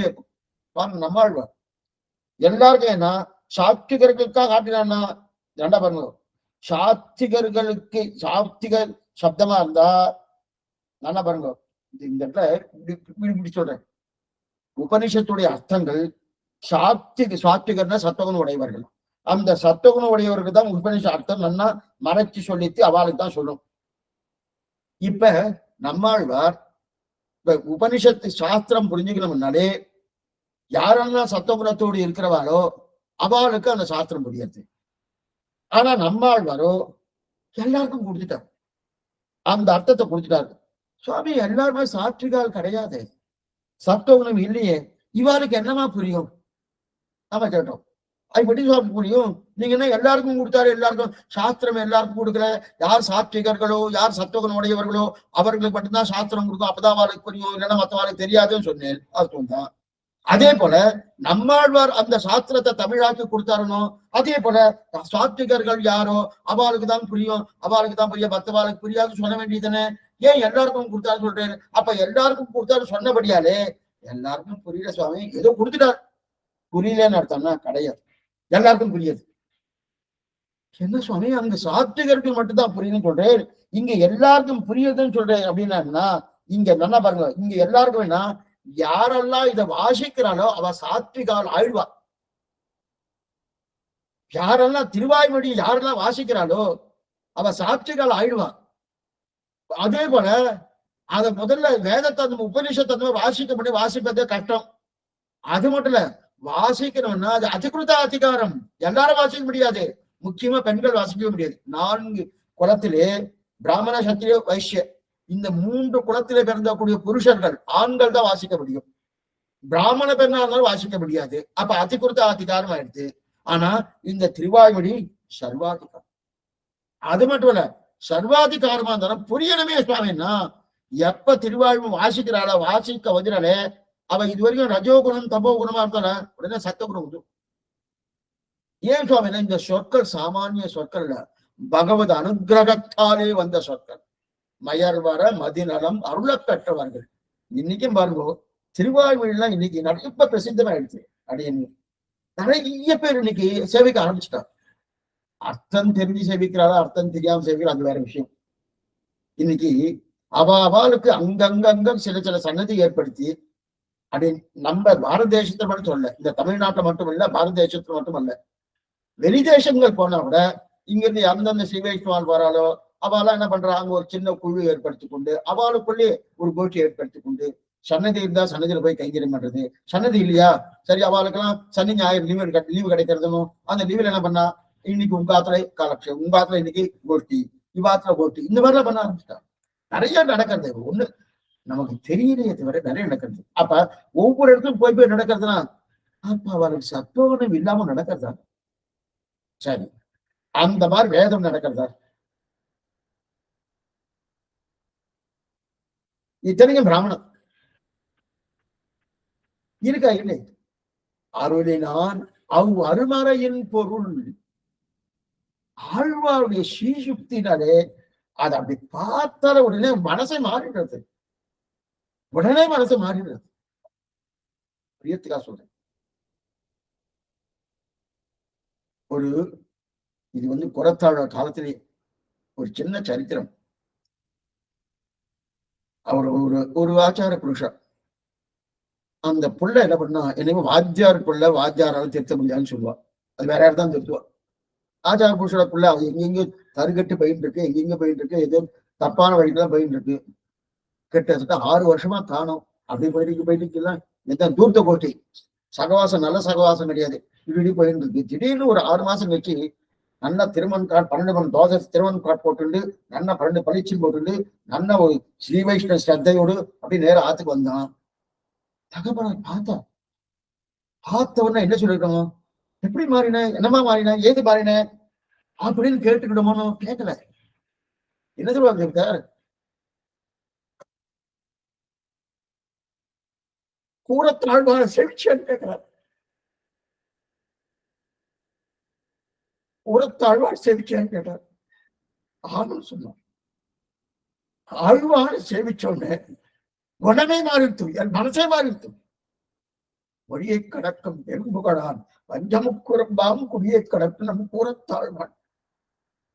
சொல்றதுன்னா கூறத்தாழ்வான சேவிச்சாலே மாறுதுன்னா ஆழ்வாருடைய சீசக்திக்கு எத்தனை பலம் இருக்கும். அதுதான் அருளினான் அவ்வருமறையின் பொருள் தெரிவிக்கிறார். அருளினான் அவ்வருமறையின் பொருள். அப்படிப்பட்ட அருமறை ஏன் சொல்றான்னா, எனக்கே புரிஞ்சிருக்கே உங்களுக்கு புரியாதான் கேட்கிறார். மதுரகவி தெரிவிக்கிறார். பிராமணோத்தவர் எனக்கு எந்த யோகியத்தையும் கிடையாது, சத்துவகுணமே கிடையாது. ஏன்னா முன்னாடி பார்த்தோமே, என்ன பண்ணார், நன்மையால் மிக்க நான்மறையாளர்கள் புண்மையாக கருதல் அவ்வளவு நீச்சனான நான். அப்படிப்பட்ட நீச்சனான எனக்கே இது நல்லா புரிஞ்சிருக்கு, அவ்வருமறையின் பொருளை கொடுத்திருக்காருன்னா அப்ப என்ன ஆகும், யார் அதை எடுத்துக்கிறாளோ அவ சத்துவகுணம் வந்துடுறது. சத்துவகுணம் வந்துடுறது. வந்தபடியானா அங்க அப்படி இல்லை, சத்துவகுணம் இருந்தாத்தான் அது போடுவாங்க. சாச்சனை கிட்டக்க போகும். அவர்கிட்ட சத்துவகுணம் இல்லைன்னு வச்சுக்கேன், அதெல்லாம் கிடையாது, ஒண்ணும் கிடையாது, பாக்கிய மதம் தான் போயிடுவான், ஒண்ணும் கிடையாது, எதுவும் கிடையாதுன்னு சொல்லிட்டு இருப்பான். ஆனா இங்க அப்படி இல்லை, ஒரு ஒண்ணு நீச்சன். நீங்க அதெல்லாம் வெளியில போய் பார்க்க வேண்டாம். நான் தான் எக்ஸாம்பிள் மதுரகவியார். நான் எவ்வளவு நீச்சன், இந்த நீச்சனுக்கே புரிஞ்சு போயிடுத்துனா அப்படின்னு தெரிவிக்க. அதான் அருளினான் மறுமறையின் பொருள் அப்படின்னு தெரிவிக்கிறாரு. அப்படி உபநிஷத்தை மறைச்சு சொல்லிருக்கு, அனைவரும் இழுத்துக்கணும். அப்படிப்பட்ட சாத்திகர் ஆக்குறாளியா ஆழ்வாருக்கு இருக்கக்கூடிய பெருமையை என்னன்னா, எப்படிப்பட்ட நீசனா இருக்கக்கூடிய சாத்திக சத்தையோடு கொடுக்கக்கூடிய தன்மை அதுதான். ஆனா அது அதிகிருத்த அதிகாரம், இது சர்வாதிகாரம். அத்தை அந்த மந்திரத்தை மந்திரம்னு, அப்படிப்பட்ட மந்திரம் மந்திரம்னு பகவானே சொல்லலாம். அது மட்டும் இல்ல, அது எப்படின்னா அந்த மந்திரம் பிராமணனுக்கு அதீனம். மந்திரத்துக்கும் அந்த நர்மாடு அந்தி வைத்த மந்திரத்தை, இதை திருநெடுந்தாண்டத்துல இந்திரர்க்கும் பிரமர்க்கும் முதல்வன் தன்னை இருநிலங்கால் தீர்வின் பூதமைந்தாய் செந்திரத்த தமிழோசை வடசொல்லாகி திசை நான்குமாய் திங்கள் ஞாயிறாகி அந்தரத்தில் தேவர்க்கம் அறியலாக அந்தரனை அந்தனர் மாட்டு அந்தி. அந்தனர் மாடுன்னா என்னது, செல்வம். அதான் மாட்டு பொண்ணு சொல்றோம். அப்படி இருக்கச்சே அந்தனர் மாடுனது தனம். பிராமணானம் தனம் வேதான்னு இல்லையா? அப்ப அந்தனர் மாடுன்ற பிராமணருக்கு தனமே வேதம். அந்த வேதமே தான் பரம சாத்திகர்களுக்கு பிராமணர்களுக்கு தனம். ஆனா அந்த உபனிஷத்துல மறைத்து வைக்கப்பட்ட அர்த்தத்தை ஆழ்வார் அருளினாலியா, இனி உபனிஷத் அர்த்தம் பகவானா என்று கேள்வி கொண்டு பேசலாம். அது ஆன்சர் பண்ண சரி சுவாமி, அருளினான வருவனையின் பொருள் சொன்னேன். அப்ப அருளினான்னா அந்த உபநிஷத்துடைய அர்த்தம் பகவானா, அருளினால ஒருமுறை அந்த பகவானா அதுக்கு தெரிவிக்கிறார். என்ன தெரிவிக்கிறதா அந்த சீரகா அமிர்த சதாம். இது எஜுர்வேதத்துல அட்டகத்துல இருக்கக்கூடிய ஸ்லோகம். சா சீரகா அமிர்த சாதாம் அப்படின்னா எஜுர்வேதம். சத்துக்களுக்கு சிறந்த செல்வம் பிரம்மமே. சத்துக்களுக்கு சிறந்த செல்வம் பிரம்மமே. அந்த பிரம்மத்தை வேதங்கள் சொல்லணும். சர்வரசகா, அந்த சத்துக்குடைய சிறந்த செல்வம். யாரெல்லாம் சத்துகுணத்தோடு இருக்காளோ அவளுக்கு எது செல்லும்னா, மற்ற வீடு வாசல் சொத்து சுகம்லாம் அதெல்லாம் பார்க்க மாட்டான். சாஸ்திரம் இருக்கு, அதை விட செல்வம் இருக்கு அப்படின்னு. என்ன கட்டவருக்கு சென்ற பிடம்தான் சிறப்புன்றாலே, அதான் வேதம் தான். கட்டவருக்கு சென்ற பிடம்தான் சிறப்புன்னா நம்ம என்ன நினைச்சுட்டு இருக்கோம், இதை பண்ணா அதை பண்ணா அது பண்ணா சாப்பாடு எப்படி சொல்ல, இதை பண்ணியாச்சுன்னா இங்க உத்தியோகம் கிடைக்குது, இதை பண்ணா இங்க உத்தியோகம் கிடைக்காதுன்னா இதுல நிறைய சப்ஜெக்ட் இருக்கு. அந்தந்த சப்ஜெக்டுக்கு தகுந்தப்ப அங்க கிடைச்சதான் உண்டு, இல்லைன்னா கிடைக்கும். இன்னைக்கு சில ஒரு 50 வருஷத்துக்கு முன்னாடி இன்னைக்கு ஓஹோன்னு இருக்கணும், கொடிக்கட்டை வருதணும், நிறைய ஐடின்னு 50 வருஷத்துக்கு அவ்வளவு தூரம் கிடையாது. இது கொஞ்ச நாள் தெரியும் போயிடும். அப்ப இதை கற்றவர்களாம் சிறப்பு இருக்குமா? இருக்காது. ஆனா வேதம் அப்படி எப்பவும் சிறப்பு. கற்றவர்களாம் சிறப்பு அதான் தெரிவிக்கிறார். அப்படிப்பட்ட சிறப்பு, அப்படிப்பட்ட அந்த சாஸ்திரம் பிரம்மத்தை தான் வேதங்கள் சொல்ல வந்தது. இருக்கான்னா சர்வரசகா, ரசோ வைஷகா ரசச்சுக்ஷேவாயாம் லத்வானந்தி பவதின்னு அந்த பெருமாளி பிரசாதம் தான் வேதத்தின் பிரசாதம். அப்படின்னா வேதம் நமக்கு சொல்லிக் கொடுக்கிறது என்ன சொல்லிக் கொடுக்குது? ரசோ வைஷகா ரசச்சுக்ஷேவாயாம் லத்வானந்தி பகவதி அப்படின்னு ஆனந்தி உபநிஷம் சொல்லுது. தைத்திர உபநிஷத்து ஒன்று சாந்தோக்கு உபநிஷத்து என்ன சொல்லுது? சர்வரசகா அனைத்து ரசமும் பொருந்தியவராக பகவான் இருக்கார். உலகத்துல என்னென்ன ரசங்கள் சில சில பழங்களுக்கு சில சில கமலா பழம் ஒரு ரசம், ஆப்பிள்னா ஒரு ரசம், திராட்சைனா ஒரு ரசம், அதே போல கொய்யா பழம் ஒரு ரசம். எந்தெந்த பழங்கள் இருக்கோ அந்தந்த பழங்களுக்கு உண்டான ரசம் இல்லையா, அத்தனை ரசமும் பகவான் தான். அந்தந்த பழங்கள் என்ன பண்றதுதான் பகவானுடைய திருமையிலிருந்து அந்த ரசத்தை வாங்கிடுறதுதான். வாங்கி இரவல் வாங்குறது, இரவலுக்கு வாங்கி வாங்கி பண்றதுனா அதுக்கு அந்த ரசம் இருக்கு இல்லையா, ரசோவை சகா இந்த பழமே இந்த ரசத்தை எடுத்துக்கொள்ளுங்க. அதாவது அரசோவை சக ரசச்சுக்ஷேவாயாம் லத்வானந்தி விகிவி கோஷ்டியாம் யாத்த பிரணாதம் யதேஷ ஆகாச ஆனந்தோ நஸ்யாத் ஏதஸ்தேவ ஆனந்தயாதி யதா ஏஸ்வைத ஏதஸ்மின் நிருத்தே நாம்யே நிருத்தே நியமனே பயம் பிரதிஷ்டாம் விந்ததி மேல சொல்லிக்கிறான் இல்லையா, இதுக்கு சொல்ல வந்தன. அப்ப பிரம்மம் தன் ஆனந்தத்தை கொடுக்கும். அப்படிப்பட்ட ரசோவைசக ரசகனம் பொருந்திய பெருமாளை அடைந்து இவன் ஆனந்தப்படுகிறான். ரசோவைசக ரசகனம் பொருந்திய பெருமாளை வந்து ஆனந்தப்படுகிறான். அந்த ஆனந்தத்தை யார் ஊற்றா? ரசச்சுக்ஷேவாயாம் லத்வானந்தி பவதி ஏஷத்வேவ ஆனந்தயாதி. திருப்பாவளி 10ஆம் வசனம் 11ஆம் வசனம். ஏஷத்வேவ ஆனந்தயாதி, பிரம்மம் தான் அந்த ஆனந்தத்தை கொடுக்கும். அப்ப வேதம் கொடுக்கவே தான் இதையெல்லாம் தெரிஞ்சு கொள்றோமோ. அப்ப இதெல்லாம் தெரிஞ்சு கொள்றது எதனால வேதம் கொடுக்கிறது? இதுதான் பிரம்மசூத்திரத்துல வியாசர் பகவான் அடிக்கிறார். முதல் அத்தியாயத்துல முதல் பாதத்திலே 15ஆவது சூத்திரத்தை தெரிவிக்கிறார். தத்தேது வெப தேசாட்ச தத்தேது வெப வேதாத். இந்த சூத்திரம் எதுக்காக? இந்த சூத்திரம் சொல்லப்பட்ட விஷயமே வேறு. தத்தேஷு தத்தேஷு அப்படின்னா இங்க எடுக்கப்பட்ட விஷயமே வேறு. பிரம்மசூத்திரத்துல எடுக்கப்பட்ட காரணம் வேறு என்னன்னு சொல்லிடுறேன். ஆனா இங்க எடுக்கிறீங்க எதுக்காக எடுப்பா? பகவான் ஆனந்தமயம். ஆனந்தமயமான பிரம்மத்தை வேதங்கள் எல்லாம் கூறுகிறார். எதுக்கு நம்ம சந்தேகம் வந்துட்டு? எதுக்கு நம்ம சந்தேகம் வந்தது? அருகொண்டாடம் அடியவர் என்கிற அருணினான் அருமறையன் பொருள். அந்த அருமறையன் பொருள் பிரம்மம் தானா அப்படின்னு சந்தேகம் வந்துட்டோம். அந்த பிரம்மத்தை தான் அந்த அருமறைகள் சொல்ற உபநிஷம் சொல்றதுன்னா, அப்ப பிரம்மத்துல உபநிஷம் சொல்லப்பட்டுனா பிரம்மத்துக்கு உண்டான ஆனந்தத்தை பரிபூர்ணமா சொல்றதுன்னா அந்த ஆனந்தம் இருக்கு இல்லையா, பிரம்மம் ஆனந்தமயம். அப்பனா ஆனந்தமயனா பிரம்மத்தை வேதங்கள் தான் கூற வந்தன. அந்த வேதத்தின் அழகான அளவ அடியாகத்தான் பிரம்மமே ஆனந்தமயம் தெரிஞ்சு கொள்ளணும். அருள் கொண்டாடும் அடியவர் என்கிற அருளினான் அருமறையின் பொருள். அருமறையின் பொருள் உபனிஷத்தின் சாரார்த்தம். அருமறையின் பொருள் உபனிஷத்தின் சாரார்த்தம். அப்பனா பிரம்மம் ஆனந்தமயம் என்றது இல்லையா. இந்த ஆனந்தமயம் பிரம்மம் என்றதுக்கு நம்மாழ்வார் என்ன பண்ணார்? நம்மாழ்வார் அருளினார். அருளினான் சொல்ல வரார். பிரம்மம் ஆனந்தமயமா சுவாமி அருளினான் இல்லையா. அப்ப நம்மாழ்வார் அருளினான்னு சொல்றார். என்னென்ன அருளினார்? உபநிஷ சொல்லிட்டு பிரம்மம் ஆனந்தமயம் சொல்லிட்டு பிரம்மம் ஆனந்தமயமா கேள்வரைச்சு அதற்காக ஒவ்வொன்னா சொல்றார். ரசோ வைஷகா ரசக்ஷேவாயாம் லத்வானந்தி பவதி ஏஷத்வேவ ஆனந்தயாகி. இந்த மாதிரி ஒவ்வொன்றும் சொல்லி வரணும். பிரம்மத்துக்கு பூர்ணமான ஆனந்தம் உண்டு, ஆனந்தம் உண்டு. இப்படி பல ஆனந்தங்கள் பிரம்மத்தை தொடர்ந்து சொல்லிட்டு இருக்குச்சு. ஆனந்தமயம் பிரம்மம் என்று உபனிஷத்துடைய அந்த ரகசிய அர்த்தங்கள் எல்லாம் புரியாக போக அவ்வர்த்தத்தை அருளினார் நம்மாழ்வார். அவ்வர்த்தம் அதைத்தான் அருமறையின் பொருள். ஏன்னா அந்த அர்த்தம் நன்னாதான் இருக்கு, நமக்கு புரியாம போக அந்த அர்த்தத்தை அருளினார் நம்மாழ்வார் அப்படின்னு தெரிவிக்கிறார். அவ்வளவு. அப்ப நம்மாழ்வார் அந்த பிரம்மத்தை ஆனந்தமயம் நமக்கு சொல்லி கொடுத்தாரணும். இப்ப அதை சொல்லும் போது ஜீவாத்மா ஆனந்தமா இருக்கார். இந்த ஆனந்தத்துக்கு காரணம் பிரம்மமேனு சாஸ்திரம் சொல்றது. இப்ப நாமெல்லாம் ஆனந்தமா இருக்க முடியும். ஆமா சரி, ஆனந்தம் இருக்கணும் இல்லையா? இருக்கு, எப்பயாவது ஆனந்தம் வருமானம். அந்த ஆனந்தத்துக்கு காரணம் பிரம்மம் சாஸ்திரம் சொல்றது. அப்ப ஜீவாத்மாவுடைய ஆனந்தத்துக்கான பிரம்மம் சொல்லிட்டு ஏற்கனவே ஏஷக்தேவ ஆனந்தயாதி அப்படின்னு சொல்லி அப்படின்னா இந்த ஜீவனுக்கு ஆனந்தத்தை ஊட்டுபவன்.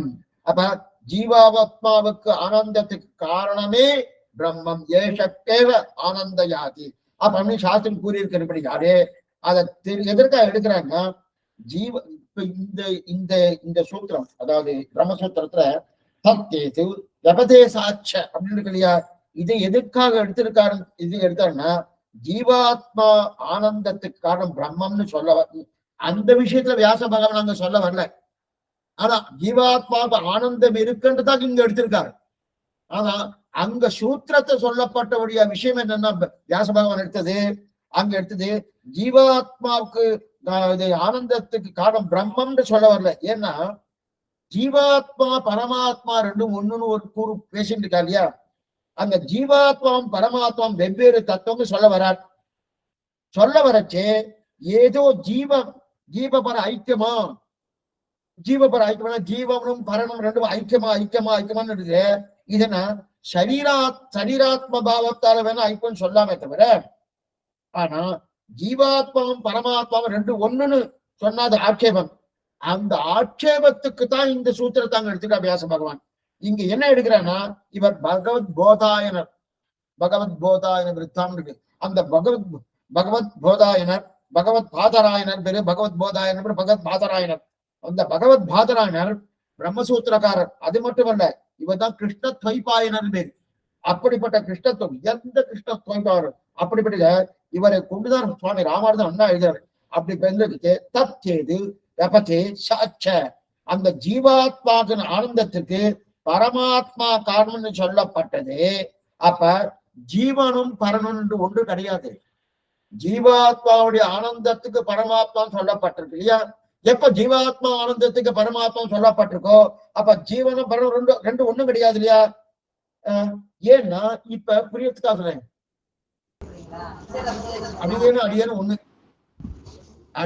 அடியேனும் ஒண்ணுன்னா அது புரியுது.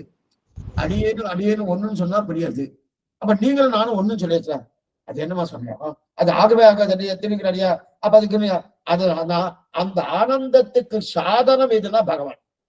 அந்த ஜீவாத்மாவுடைய ஆனந்தத்துக்கு சாதனம் என்ன பகவான்.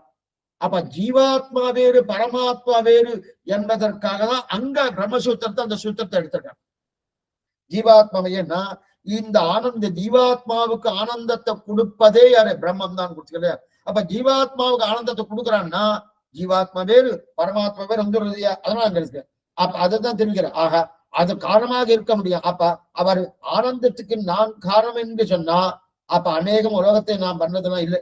இப்ப நான் தான் காரணம் எல்லாத்துக்கும் உங்களுக்கும் நானும் இல்லைன்னா சரி வராது. எப்படி இருக்கு சுவாமி, கஷ்டத்துக்கு வேணா காரணம் இருக்கலாம், ஆனந்தத்துக்கு காரணம் இருக்க முடியாது. இதுக்கு சொல்ல அப்ப துக்கத்துக்கு வேணா காரணமா இருக்காம தவிர ஆனந்தத்துக்கு காரணமா இருக்க முடியாது. ஆனால் ஜீவாத்மாவுக்கு தான் இந்த காரணம், ஜீவாத்மாவுக்கு ஆனந்தத்துக்கு பிரம்மம் காரணம் என்றாலே அப்ப ஜீவன் வேறு தத்துவம், சந்தேகமே இல்லை. பிரம்மம் வேறு தத்துவம் தெரியுதா, அதை தெரிவிப்பதுதான் தத்யேது வெபதே சாட்ச அப்படின்னு சொல்லிட்டு. இப்ப இங்க ஜீவபரபேதத்தை சொல்ல வரல. இங்க பிரகிருதி இங்க நடக்கிறது இருக்கணும், ஜீவபரபேதம் சொல்ல வரல. இங்க என்ன சொன்னேன், எடுத்த சூத்திரத்தின் அர்த்தம் ஜீவபரபேதத்தை சொல்றதுக்காக தான்.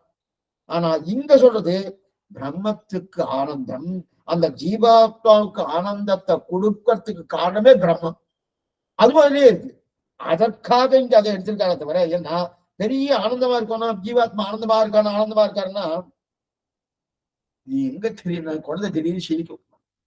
நீ சிறு குழந்தைகள்லாம் பாக்குறோம், இப்பதான் பறந்துருக்கு, ஒரு 3 மாசத்துக்குள்ள குழந்தைன்னா திடீர்னு சிரிக்கும், திடீர்னு அழகும் பாக்குற எண்ணம். அந்த காலத்தை சொல்லுவா, பெருமாள் தான் செவசாயிச்சிருக்கேன், நல்லா சிரிச்சுட்டு இருக்கேன், பெருமாள் தான் தண்டனை கொடுத்துருக்காரு, அழுதுன்னு இருக்குன்னு.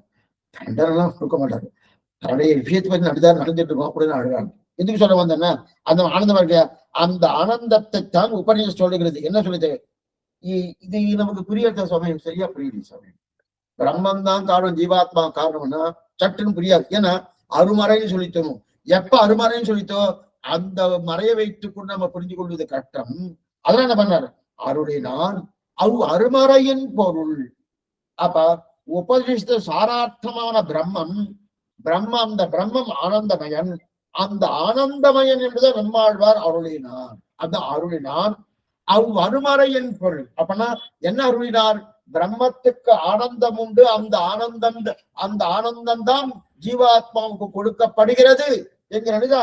அதனால அவருடைய நான் தெரிவிக்கிறேன். ஏன் இந்த சாஸ்திரம் சொன்னதுன்னா அவ்வருமாறை கொஞ்சம் சிரமப்பட்டுதான் தெரிஞ்சுக்கணும். இது அந்த சிரமமே இல்லாம அவ்வருமாறையின் பொருளை கொடுத்தான்னு தெரிவிக்கிறது. ஆக அவ்வருமாறையின் பொருள் சர்வரசகா ரசோபைசகா என்று சொல்லிருபடியே விஷயத்தை தத் பிரசாதத்தை நதிக்கை ஏஷத்தே ஆனந்த யாதி என்னும் தற்சேதி விபதேசாட்ச என்றும் சொல்ல கடவுகிறேன். அடுத்து அருள் கொண்டு 1000 இந்தமிழ் பாடினான். இவர்தான் வியாக்கந்த வாசகன். இவர்தான் புத்தியாலே அருளை செய்த 2 மயர்வத மருளம் என்கிறபடியே பிரசாத லப்த ஞானத்தை முதலாக கொண்டு தத் பிரேதிதராக கொண்டாயிட்டு அருளை செய்தது என்னாகியே தப்புதென்று தனைக்கவிதான் சொல்லி என்கிறபடியே பிறரோபாதை கவி பாடுகிற தாமும் விஸ்மிதராம்படி நிரவத்தியமாகிறே கவி பாடுவித்துக் கொண்டது அசிரமத்தின்.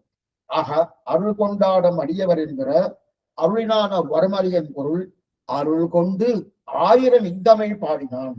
பகவானின் அனுகிரகத்தாலே 1000 பாட்டுக்களை பாடினான். ஏன் பகவான் அருள் கொண்டு 1000 இந்தமிழ் பகவானின் அருளாலே பாடினான்னா, ஒருவேளை இவருடைய புத்தியால பாடினார். புத்தியால் பாடியிருப்பாருன்னா நாம சொல்லுவோம் சிலத்துலதான் என்னமா நீங்க பண்ணிட்டேன், என்னமா அந்த பேசினேன், அப்ப அந்த ஞானம் எனக்கு இருக்கு அதனால பேசினேன் அப்படின்னு நல்லா பண்ணி பாருங்கணும். இப்ப இவரு சொன்ன அருள் கொண்டு 1000 இந்தமிழ் பாடினா இவர் என்ன பண்ணார், என்னுடைய புத்தியால நான் பாடினேன்னு சொல்ல முதல் பாட்டிலேயே நம்மாழ்வார் தெரிவிக்கிறார். மையாறு வார மதிநலம் அருளினான். மையாறு வார மதுநலம் முதல் பாட்டை தெரிவிக்கிறார் இல்லையா. மேற்கொண்டுதான் பாசுரமா வரப்போறது. முதல் பாட்டை உயர் வர உயர்லாம் அவங்க சொன்னார். மிக மேம்பட்டவன் சொல்றார். சொன்ன உடனே ஓ இப்படிப்பட்ட மேம்பட்டவன் எனக்கு என்னமா பண்ணிருக்காரு, ஒண்ணுமில்லாத நீசனுக்கு போய் பண்ணிருக்காரு, இந்த எப்படிப்பட்ட பண்ண தன்மையா இத்தனை உபகாரம் பண்ணிருக்காரு, இந்த உபகாரத்துக்கு என்ன சொல்லணுமோ ஒண்ணு மையர் வர மதுரன் சொன்னார். அது நன்னாவ தெரியுது. அப்ப அப்படி இருக்க மையர் வர மதுரன் பண்ணாருணும் மேற்கொண்டு பாசம். அப்ப அந்த பிரகாரம் தான் அந்த என்ன ஆயிடுச்சு, இந்த அவனுடைய பிரசாதம். அவனுடைய பிரசாதம் என்ன, பகவானுடைய கருணை, அப்படிப்பட்ட கிருபை தூண்டத்தோடு தான் அவர் பாடுறார். அந்த கிருபை தூண்டத்தோடு தான் பாடுறார். சரி, அப்பனை என்று மரப்பன் என்னாகியே தப்புதலின்றி தனை கவிதான் சொல்லி 7ஆம் பத்து 9ஆம் திருவாழி 4வது பாசம். அப்பனை என்று மரப்பன் என்னாகியே தப்புதலின்றி தனை கவிதான பெருமாள் ஆழ்வாரை எவ்வளவு அழகாக கவி பாடித்துக் கொண்டாருன்னு ஆழ்வார் ரொம்ப ரொம்ப பாடுறாருன்னு ரொம்ப நன்னா ஆச்சரியப்படுகிறோம். ஆழ்வார் ரொம்ப அழகா பாடுறாரு சுவாமி, இவ்வளவு அழகா பாடுவார. அப்பனை என்று வரப்பன் தப்புதலன்றி தனை கவிதான் சொல்லி ஆழ்வாருக்கு ஆனந்தமா என்னமா பாடினேன் என்னமா பாடினேன் என்னமா பாடினேன் ஆழ்வார். ஏன்னா சுவாமி அடியவங்க ஆழ்வார் பாடுறாரு, என்னமா பாடியிருக்க என்னமா காலட்சம் பண்ணேன் சொல்லிக்கிறவங்க சொல்லப்படாது, மத்தவா சொல்லலாம் என்னமோ உடனே அப்படின்னு சொல்லிக்கணும். ஆனா இப்ப ஆழ்வார் சொன்னா இந்த கொஞ்சம் நல்லா கேட்டு இந்த விஷயத்த. ஆனா இந்த விஷயத்த நல்லா கேட்டதுக்கு அப்புறம் ஒருவேளை இந்த மாதிரி நம்ம கூட பண்ணலாமான்னு தோணப்படாது. சேர்ச்சி சொல்லி நான் சேர்த்து சொன்னேன் என்னன்னா என்னமா நான் பாடியிருக்கேன் அப்படின்னு ஆழ்வாருக்கு ஒரு ஆச்சரியமா. அப்பனை என்று மரப்பன் என்னாகியே தப்புதல் என்று தனை கவிதான் சொல்லி ஆழ்வார் ஆச்சரியப்படுறார். ஆச்சரியப்படும் போது அவ்வப்போது அவ்வாறே உட்கார்ந்து ஆச்சரியப்படுவாராம். நாம இப்படி பண்ணணும் அப்படின்னு ரொம்ப நல்லா பாடியிருக்காம போட்டிருக்கு அப்படின்னு சொல்லிட்டு இருப்பாரு அப்படின்னு ஆழ்வார் நினைக்கிறார். இப்ப நமக்கு என்ன சொல்லணும், சாமி ஆழ்வார் நல்லா பாடினான்னு நம்ம சொல்லணும் சாமி, அது அவரே சொல்லிக்கலாமா, அவரே சொல்லமா? ஒருத்தர் நன்னா பாடுறோம்னா மற்ற பேர் ரொம்ப நன்னா இருக்கும் கொண்டாடுற அவரே சொல்லிண்டா நல்லா இருக்கும். அப்புறம் தன்னுடைய நிலையை அவர் சொல்லிக்கிறாங்க. மற்ற பேர் சொன்னா கூட என்ன பண்ணுவோம், அவர் கொஞ்சம் வெக்கப்பட்டு என்ன பண்ண, அதெல்லாம் ஒண்ணு சுவாமி அதெல்லாம் ஒண்ணு கிடையாது, ஆச்சாரிய கட்டாட்டம், அதெல்லாம் நான் ஒண்ணும் பாடல, அவருடைய அனுகிரகத்தை ஆச்சார அனுகிரகத்தை நாம இந்த மாதிரி கிடைக்கணுமேன்னு நைச்சானுசந்தானம் பண்ணணும். நைச்சானுசந்தம் அதான் இந்த என்ன சுவாமி பெருசா ஒண்ணு பண்ணிட்டேன் ஒண்ணும் கிடையாது அப்படின்னு சொல்லணும். ஆனா ஒரு சுவாமி என்ன பண்ணார், ஒரு சுவாமி நல்லா பண்ணணும். ஒரு சுவாமி என்ன பண்ணாருன்னா, ஞானம் இந்த யோசிச்சு கொண்டுனேன், ரொம்ப நல்லா பாடினேன், இதை கேட்டவுடனே எனக்கு ரொம்ப வியப்பா இருந்தது, ரொம்ப நல்லா பாருங்க அப்படின்னு சொல்லி என்ன பண்ணாருக்கு இதுக்கு நான் அவரே கொண்டாடுறார். அவரே ரொம்ப நல்லா பண்ணினா அவரே கொண்டாடலாமா, என்ன போல யாரும் பண்ணுவா அப்படின்னு பண்ணாலும் பரவாயில்ல, அப்ப இன்னொருத்தர் எதிர்க்கிறான்னு அர்த்தம். ரொம்ப நல்லா எனக்கே ஆச்சரியமா இருக்கு, நான் இவ்வளவு நல்லா சொல்லியிருப்பேனா, இவ்வளவு நல்லா பாடியிருப்பேனா அப்படின்னா இது அநியாயம் என்ன நியாயமா, இது அநியாயம் கொண்டாடணும். ஆனா அது வேறுன்றார். இதற்கு அந்த சுவாமி என்ன சொன்னார்? இப்ப ஒருத்தர் உபன்யாசம் பண்ணார், அவன் கேட்டாச்சு, நீங்க எல்லாம் நல்லா கேட்டதுக்கான, ஆனா என்ன காட்டிலும் வேறுபாட்ட இந்த நேர்ச்சிக்கார அதே போல பாடி என் தொண்டையும் அப்படின்னு நினைக்கிறாரு. இப்ப இவர் என்ன சொல்றாருன்னா, ஆழ்வார் நாம் பாடினேன் நாம் பாடினேன் நாம் பாடினேன்றார் இல்லையா, சொன்னார். ஆமா, அது மாதிரி சொல்லிக்கலாமா? சொல்லப்படாது, மற்றவதான் சொல்லணும். என்னைக்குமே ஒருத்தருடைய பெருமையை தானே சொல்லிப்படாது. தான் பெரிய தானே சொல்லிடலான்னா ஆத்ம பிரசம்சைன்னு பேரு, ஆத்ம பிரசம்சைன்னு பேரு. அந்த மாதிரி ஆத்ம பிரசம்சை பண்ணதின வழியால் தான் இந்திரலோகத்துல இந்திரலோகம் தள்ளிட்டா இருக்கட்டும். அப்படி இருக்க செய்து இந்த மாதிரி ஆத்ம பிரசம்சம் பண்ணிக்கலாமே, பண்ணப்படாது. ஆனா அப்ப என்ன சொல்றார் ஆழ்வார்? எனக்கே சந்தேகமா இருக்கா, இவ்வளவு நல்லா பாடிருக்கேனே அப்படின்னா. இப்ப நம்ம அதே போல இப்ப இவர் என்ன சொல்றாருன்னா, நான் பாடினேன்னா நான் பாடலையணும், நல்லா கட்டணும், நான் பாடலையணும். சுவாமி நீ தானே சுவாமி பண்ணிடு, நீ தானே சுவாமி பண்ணிடு அப்படின்னு. அப்ப நான் பாடலன்னு நான் பாடல, நான் பண்ண அது பாடி என் தொண்டையும் பாடித்து, என் சரீரம் பாடித்து, என் வாய் பாடித்து, என் மனசை யோசித்து பாடித்து நான் பாடல. ஆத்மா பாடல, ஆத்மாதான் நான். கொஞ்சம் நல்ல ஜாகிரதையா இருக்கணும். ஆத்மாதான் நான். என் வாய் நான் இல்லையனும், என் தொண்டை நான் இல்லையனும், என் மனசு நான் இல்லையனும். இப்ப என் மனசுன்றது அப்ப ஆத்மா வச்சுக்கன்னா, இந்த ஆத்மாவோட சம்பந்தப்பட்டதுக்காக சொல்லிட்டு இருக்கேன். ஆனா அதுவே இது கிடையாது, அதுவே இது கிடையாது. இப்ப இந்த வேட்டி என் வேட்டின்னு சொல்றேன், ஐடி போட்டேன்னா என் வேட்டி கிடையாது. அதே போல அது மாதிரி இருந்துச்சுங்க. இப்ப நான் பண்ண பண்ணிட்டு இருக்கணும். அப்ப ஆகவே நீங்கள் கொண்டாடுறது என்னென்ன, நீங்க கொண்டாடு, நீங்கள் நான் கொண்டாடுறது விஷயம் வேற. இப்ப நான் கொண்டாடுறது என்னென்ன, நீங்க ஏன் நான் பண்றேன் சொல்றீங்க.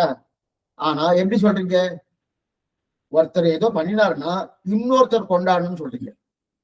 அப்ப அந்த ஒருத்தர் நீங்க இல்ல, நல்லா படிச்சுக்கணும். ஒருத்தர் ஏதோ பண்ணினாருன்னா அவரை கொண்டாடணும், இன்னொருத்தர் கொண்டாடணும். பண்ணின அவரே தன்னை தானே கொண்டாடக்கூடாதுன்னு நீங்க சொல்றீங்க. வாஸ்தவம் தான், அது கொண்டாடக்கூடாது, உண்மைதான். அதெல்லாம் நீங்க பண்றீங்க, அவர் நல்லா பண்ணாருன்னு நீங்க கொண்டாடுறீங்க. அதே போலதான் நான் பண்ணேன்றார் ஆழ்வார். சாமி நான் நன்னா படிக்கிறேன் சொல்றேன் சுவாமி, நான் பாடினேனே, என் தொண்டை பாடித்தேன், தொண்டை நானா, என் வாய் நானா, அதே போல இது நானா? நான் இல்லையே. இதை காட்ட வேறுபட்டதுனும். அப்ப வேறுபட்டதா இருக்கிறத பார்த்து நீங்க கொண்டாடுறீங்க. அதே போல வேறுபட்டதா இருக்கிறத பார்த்தா நான் பாடினேன்னு சொல்றேனே தவிர, அது என்னுடைய அபிப்பிராயத்துல இந்த ஆத்மா பாடிதுன்னு அர்த்தம் இல்லை. அப்ப வேறு யாராப்பானா நீங்க எப்படி தெரிஞ்சு கொள்கிறோ, நானும் என்னன்னு நான் தெரிஞ்சு கொள்ளாம அப்படிதான் சொன்னேன். இது ஒரு வகையான அர்த்தம். இந்த அப்படி வச்சுக்கோ. இன்னொரு விதத்துல ஒரு சுவாமியை பார்த்து என்னவா பாடணும் கொண்டாடினா அந்த சுவாமி ரொம்ப நல்லா புரிஞ்சுட்டார். இதை நான் பாடினது அடியன் முயற்சி இல்லை, இது பெருமாளுடைய பிரசாதம். நல்லா புரிஞ்சுக்கோ. முதல் அர்த்தம் என்ன, நான் பாடல, நான் தான் தட்ட ஜீவாத்மான்னு அர்த்தம். நான் பாடல, தொண்டை பாடித்து வாய் பாடித்து மேற்கொண்டு வந்து மனசை நினைச்சிட்டு பாடினேன், நல்லா படித்து அப்படின்னு சொன்னார். இது ஒரு அர்த்தம். இன்னொரு அர்த்தம்னா, வாஸ்தவம் சுவாமி நீங்க சொன்னது வாஸ்தவம் தான், பகவானுடைய அனுகிரகத்தால் தான் பாடினேன், அது நல்லா தெரிஞ்சுனேன். இப்ப அந்த சுவாமி கொண்டாடின்னு இருக்கச்சு நான் என்ன பண்ணேன், ஆமா சுவாமி பகவான் அனுகிரகத்தை தான் பாடினேன் அப்படின்னு இருக்கு. அந்த அனுகிரகம் நன்னா இல்லை, நான் நன்னா பாடலன்னு சொல்ல முடியுமா? சொல்ல முடியாதுன்னு. அவன் நன்னா பாடினேன், நல்லா பாடினேன் சொல்லிக்கிறேன். என்னமா பாடினேன்னு அர்த்தம் இல்லையா? இந்த நீசனை என்னமா பாடி வச்சுதான் ஒரு பிரசாதத்தாலே அப்படின்னு பகவானுக்கு கொண்டாட்டம், இது தனக்கு கொண்டாட்டம் இல்ல, அந்த கொண்டாட்டத்தை போல இவருக்கு அப்படின்னா அவர் மேல ஏதாவது என்ன பண்ணுங்க, ஏதாவது ஒரு பார்த்த அந்த சுவாமி தன்னையே கொண்டாடணும்னு தோணும். ஆனா அந்த சுவாமி என்னன்னா நன்ற ஆத்ம ஞானம் இருக்கிறவரு, ஆத்ம ஞானம் இருக்கிறபடியாலே அடியேன் பாடல, அவர் தான் பாடினார். அடியேன் பாடல அவர் தான் பாடினார் என்கிற என்னோடு என்ன பண்றாரு. ஆமா பகவான் தான் பாடி வைத்துக் கொண்டான், பகவான் தான் பாடி நன்னா பண்ண அப்படின்னா. அப்ப எப்ப அவர் பாடினாரோ அப்ப கொண்டாட்டம் எனக்கு கிடையாது, அதில் தான் ஆழ்வார் தன்னையே கொண்டாடினார்.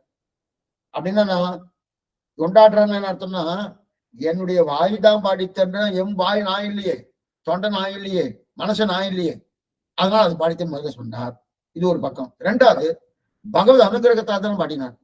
பகவத் அனுகிரகத்தால பாடினபடியாலே இப்ப அந்த பாட்டு நல்லா இருக்குமானோ ரசமா இருக்குமானோ அதான் நல்லா இருக்குன்னு சொன்னேன் அப்படின்னு சொல்லிட்டா. இப்ப நமக்கு இது சொன்ன உடனே என்னத்தமா தோணும்? சரி சுவாமி, இனிமே நாமே கொண்டாடிக்கலாம், இதுக்கு சொல்லிக்கலாம். என்னமா காலட்சேபம் பண்ணேன், எவ்வளவு அழகா பண்ணேன், எவ்வளவா பாட்டு பாடினேன், என்னமா சேவாக்காலம் பண்ணேன், என்னமா அந்த காரியத்தை பண்ணேன், என்ன போல யார் பண்ணுவா அப்படின்னு அப்ப நம்ம கொண்டாடிக்கலாம் போட்டுக்குன்னு அப்படின்னு நமக்கு தோணும். தோணுமோனா நிச்சயமா தோணும். ஏன்னா அதுக்கு பிரமாணமே இருக்கு. ஆழ்வாரே சொல்லியிருக்காரு, நான் நன்னா பாடினேன்னா உடனே அதுக்கு என்ன பிரமாணம் சொன்னாரு?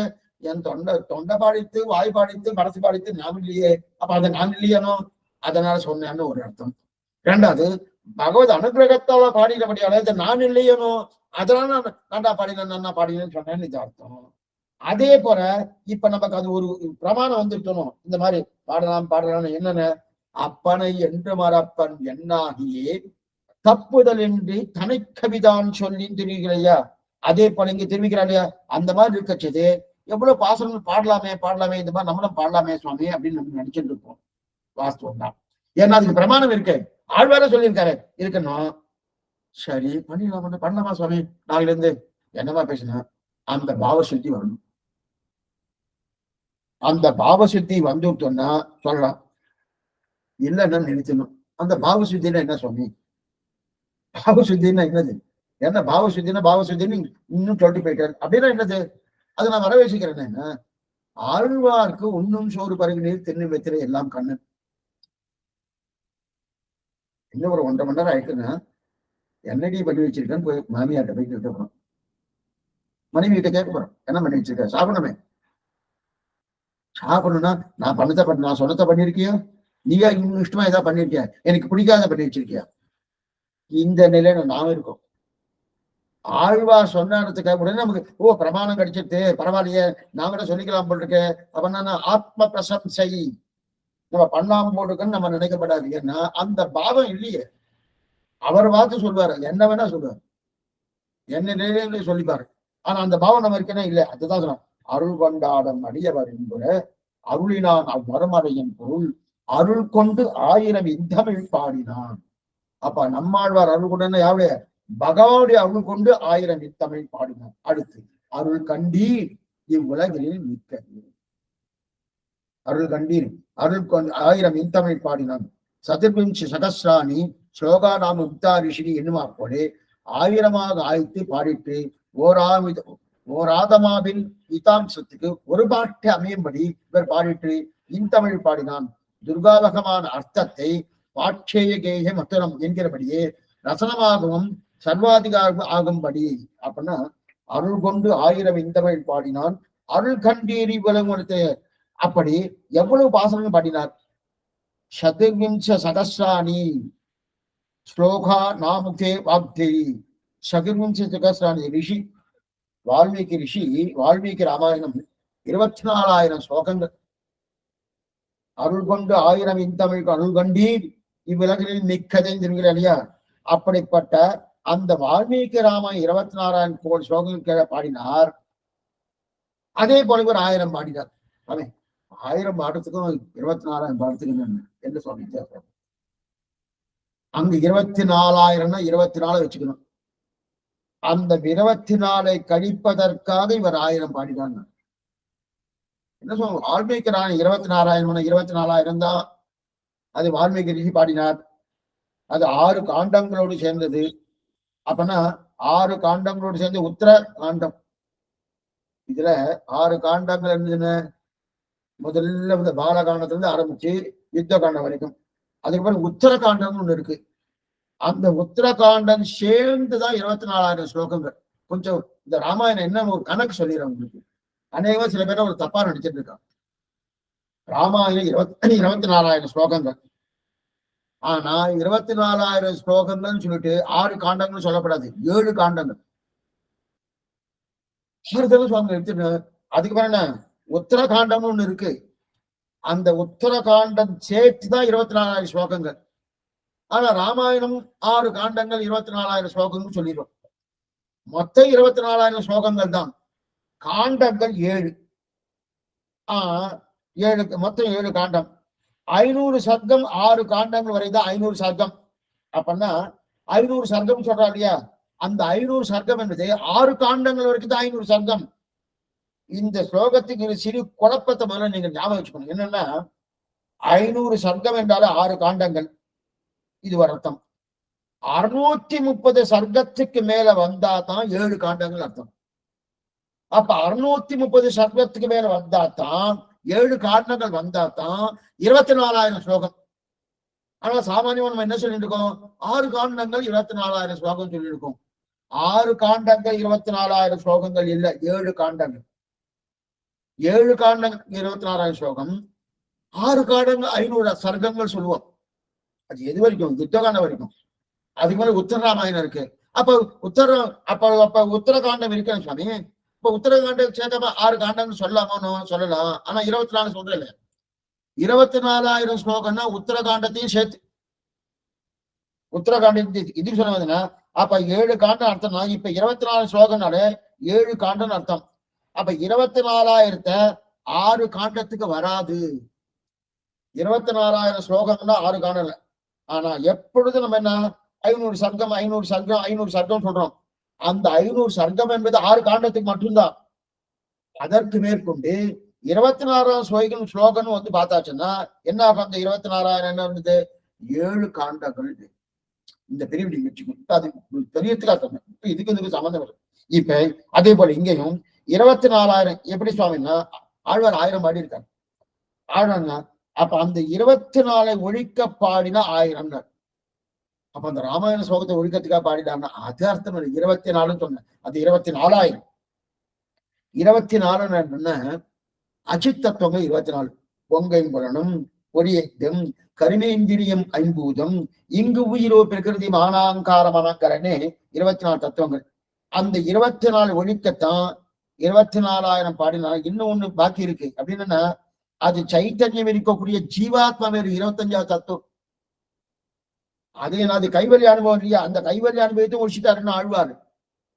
அப்ப ஆத்மாவே அனுபவிப்பது, அச்சித்தை ஆத்மா அனுபவிப்பது, ஞானம் இல்லாத தன்மையை ஞானம் இருக்கக்கூடிய தன்மை ஒண்ணு அனுபவிக்கிறது தப்பு. அப்ப அதே போல ஆத்மாவை ஞானம் இருக்கிறதே ஞானம் இருக்கக்கூடிய தன்மை அனுபவிக்கிறது, அதுவும் தப்பு.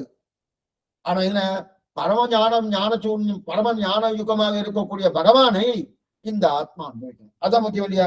அப்ப பொங்கைம்புலனும் பொறியைத்தும் கரிமேந்திரியம் 5பூதம் இங்கே பூரை பிரகிருதி மானாங்கார மனங்கள் என்று சொல்லக்கூடிய அப்படி இருக்க செய்து அந்த 24 தத்துவங்களை அதை அழிப்பதற்காக 25வது தத்துவமாக இருக்கக்கூடிய அச்சித் இது ஜீவாத்ம தத்துவம். அந்த ஜீவாத்ம கைவல்யத்தை ஒழிப்பதற்காக தான் பகவதனுடைய பிரீத்திக்காக கைங்கரிய ஆசையை பெறறதுக்காக தான் இந்த 1000 பாகம். அப்ப ஒரு ஆத்மாவின் இதத்துக்காக தான் ஒவ்வொரு பாசனம், ஒரு பாசனம் ஒரு ஆத்மாவுக்கு இதம்.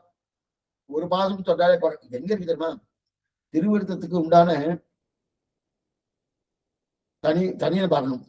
கருவிருத்த கொடிநீர்த்த பெண் காம கருங்குடு விழுந்து ஒருவிருத்த பொக்குளுருவீர் உயிரின் பொருட்கு ஒருவிருத்தம் போகாமல் பொருகையர்கோன் விரித்த திருவிருத்தத்து ஓர் அடிக்கட்டி திருநாட்டகத்தைன்னு தெரிவிக்கிறார். இந்த திருவிருத்தத்துக்கு உண்டான தனியன் அந்த ஒரு வந்து சில பேர் ஒரு தவறாக நினைக்கிறார். இந்த கோஷ்டி அறிந்து இருக்கணும், உங்களுக்கு தெரியுமே தெரியாது அப்படின்னு சொன்னபடியாலும் இன்னும் தெரிஞ்சுமே சேவிக்காலாம் இருக்கிறாங்க. ஐநா இருக்கச்சே திருவிருத்தம் வச்சு எழுதி போயிடுவார் சில சிவேஷ்மெல்லாம். ஏன்னா மோட்சத்தை கொடுத்துருவார் சுவாமி. ஏன்னா ஒரு அடி கட்டி திருநாட்டுக்கு ஒரு அடி கட்டாலும் திருநாடு நிச்சயம் சொல்லிருக்கு பண்ண உடனே ஒண்ணு ஆக்ஷன் மேட்டா என்ன பண்றது, இன்னும் கொஞ்சம் நிறைய வேலையெல்லாம் இங்க இருக்கேன்னு அந்த பலம் கொடுக்க போது. ஆழ்வார்க்கு 32 வருஷம் ஆச்சு. 16 வருஷத்துல பிரார்த்தித்தார் இன்னின்ற நீர்மை இனியாமராமின்னு.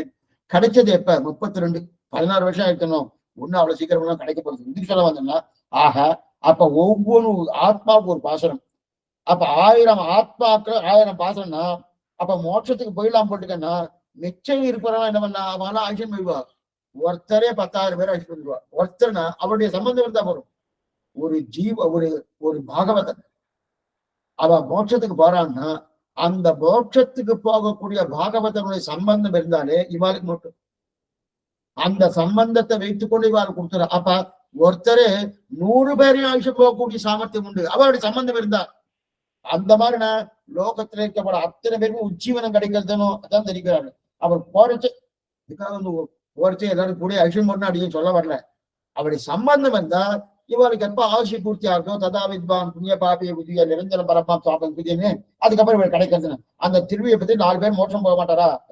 ஏன்னா ஒரு முமுட்சு எடுத்து நாமே ஆசைத்தோம் என்றால் நமக்கு ஏற்படக்கூடிய ஏற்றம் இதுன்னு தெரிவிக்கிறார். ஆக 1000ஆக பாடினார், இன்தமிழாக பாடினார். அதுக்கு மேலே ஆட்சே சேயே மதுரம் சேயேச்ச மதுரம் ஆட்சி சேயேச்ச மதுரனா இது சுலபத்துல தெரிந்து கொள்ள முடியாத உபனிஷத் அர்த்தங்களே. வாட்சே சேயேச்ச மதுரம்னா வால்மீகி ராமாயணத்துக்கு கொண்டாட வைபவத்தை சொல்றதுக்கு. ஏன்னா இந்த உபனிஷத்துக்கு ஒரு விஷயத்த சுலபத்துல தெரிஞ்சுக்க முடியுது. ஆனா ராமாயணம் அப்படி இல்லை. அத பாடினாலும் சரி, அதை கேட்டாலும் சரி, அது ரசித்தாலும் சரி, எவ்வளவு மதுரமான ஸ்லோகங்கள், எப்படிப்பட்ட மதுரமான ஸ்லோகங்கள் வால்மீகி பாடினார் இல்லையா? அப்படிப்பட்ட பாடிக்கு 3 பிரபாங்களோடு 3 விதமான அளவோடு கூடியதா படிக்கும் போது பாடும் போதும் இனியதான ராமாயணம். அதாவது 3 விதம்னா என்னன்னா, பார்க்கச்சையும் சரி, படிக்கச்சையும் சரி, கேட்கச்சையும் சரி, இனிமையா இருக்கு. அவ்வளவு இனிமையான ராமாயணம். அந்த இனிமையான ராமாயணம் அதே போல இங்க எப்படி இருக்கு? இன்தமிழ் பாடினான், இன்தமிழ் பாடினான். தொண்டற்கமுதுன்ன சொல்வாளைகள் சொன்னேன், பக்தாமிருதம் வெச்சதனான மோதனம் சர்வார்த்ததம் ஸ்ரீ ஷடகோபவாங்மயம் சகஸ்ட சாக்கோ உபனிஷத் சமாகம் தெரிவிக்கிறார் இல்லையா? அந்த மாதிரி ரசரசமான பாசுரங்கள். அப்படிப்பட்ட பாசனம். ஒரு பாசனம் எப்படி இருக்கு சுவாமி? நம்ம பாஷையில சொல்லணும்னா ஒரு பாசனம் லட்டா இருக்கும், ஒரு பாசனம் ஜிலேபியா இருக்கும், ஒரு பாசனம் மௌசூர் பாக்கா இருக்கும், ஒரு பாசனம் சக்கரபொங்கல். திருவள்ளிக்கரை சக்கரபொங்கல் லோக பிரசித்தம். திருவள்ளிக்கு சக்கரபொங்கல் ஒரு பாசனம் ஒண்ணுமே என்ன சமயம் திருவள்ளுவரை சொல்லியாச்சுன்னா அதே கீதாச்சாரம் எங்க இருக்கான் சுவாமின்னா, அந்த கீதாச்சாரோட வைரமொழி தான் இப்பவும் வைரமொழியா சாத்திரா மேல்கோட்டையில. அவன் அந்த மேல்கோட்டை துணித்தெங்குடல் ஆச்சரியமான பிரசாதம். அந்த திமுக அப்புறம் ஒவ்வொரு பாத்திரம் ஒவ்வொன்றா இருக்கணும், ஒவ்வொன்னும் உண்டு, ஒவ்வொன்றா இருக்கு இல்லையா? ஆனா இதையெல்லாம் சொல்லும் போதே சில பேருக்கு சக்கரை இருக்கும், சொல்லும் போதே சக்கரை வந்துடும், சொல்லும் போதே நாக்குல ஊர்ல சக்கரை வந்து. ஆனா இந்த பாசனத்தை பேசிதான் வியாதியே போயிடும், என்னென்ன உண்டு எல்லாமே போயிடும். அப்படிப்பட்ட இல்லாம அனுபவிக்கலையா? அனைவருக்கும் அதிகாரம் ஆகும்படி. ஏன்னா சாஸ்திரம் அதிகிருத்த அதிகாரம், அனைவருக்கும் அதிகாரம் ஆடும்படி பாடினார். அப்ப பகவான் ஆழ்வாருக்கு மயர்வர மதிரன் அருளினாலையா? அப்படிப்பட்ட அருளை கூட முடுக்க விடுங்க அளவிற்கு உடைய அருள், பகவானுடைய அருளே ஒண்ணுமில்லாதபடி முழுக்க விழுங்க அளவுடைய அருள் இருக்கணும். அதையும் சேர்த்துதான் விழுங்குறாருன்னு தெரியல. அப்படிப்பட்ட அருள் கண்டீர் இவ்வுலகிலே. அந்த ஆழ்வார் அருள் எப்படி கூட்டாரு? பகவானாலே கைவிடப்பட்டான் என்னை மதுரை தெரிவிக்கிறார். பகவானாலே என்னை கைவிடப்பட்டவர், அவரால் திருத்த முடியலையே.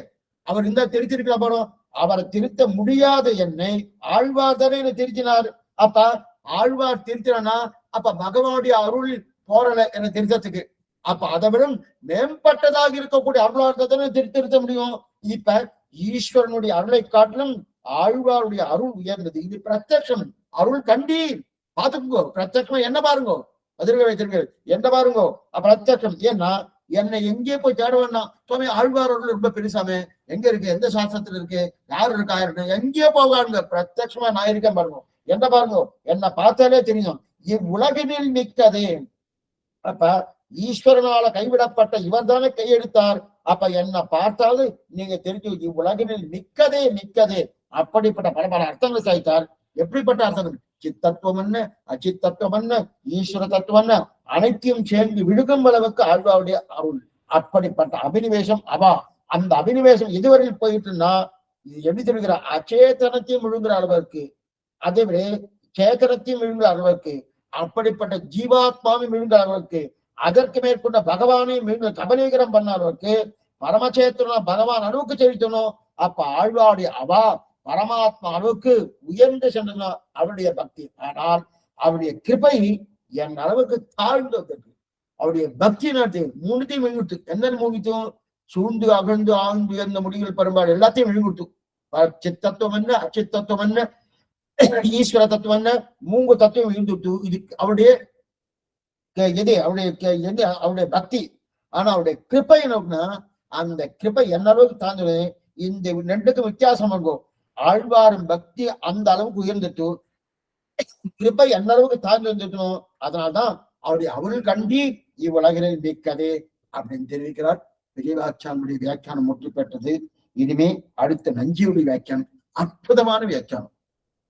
3 வியாக்கியானம் பார்க்கிறோம். பெரியவாச்சான் பிள்ளை, நஞ்சியர், அதே போல அழகிய மணவாளஜியர், அழகிய மணவாள பெருமாள் நாயனார். இந்த 3 வியாக்கியானத்துல நஞ்சியருடைய வியாக்கியானம் தனியா இருக்கும்.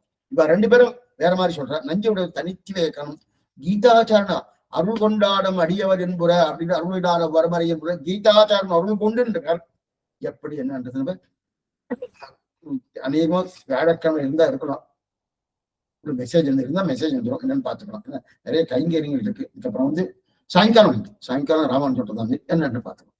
இப்ப ஏதாவது சந்தேகம் இருந்தா கேட்கலாம். ஆழ்வாரன் ஜெயமானார் ஜிய தொழிலேசம் ஆச்சாரிய திவ்யேசம் பாகவதாரு திருவடிகளே சரணம்.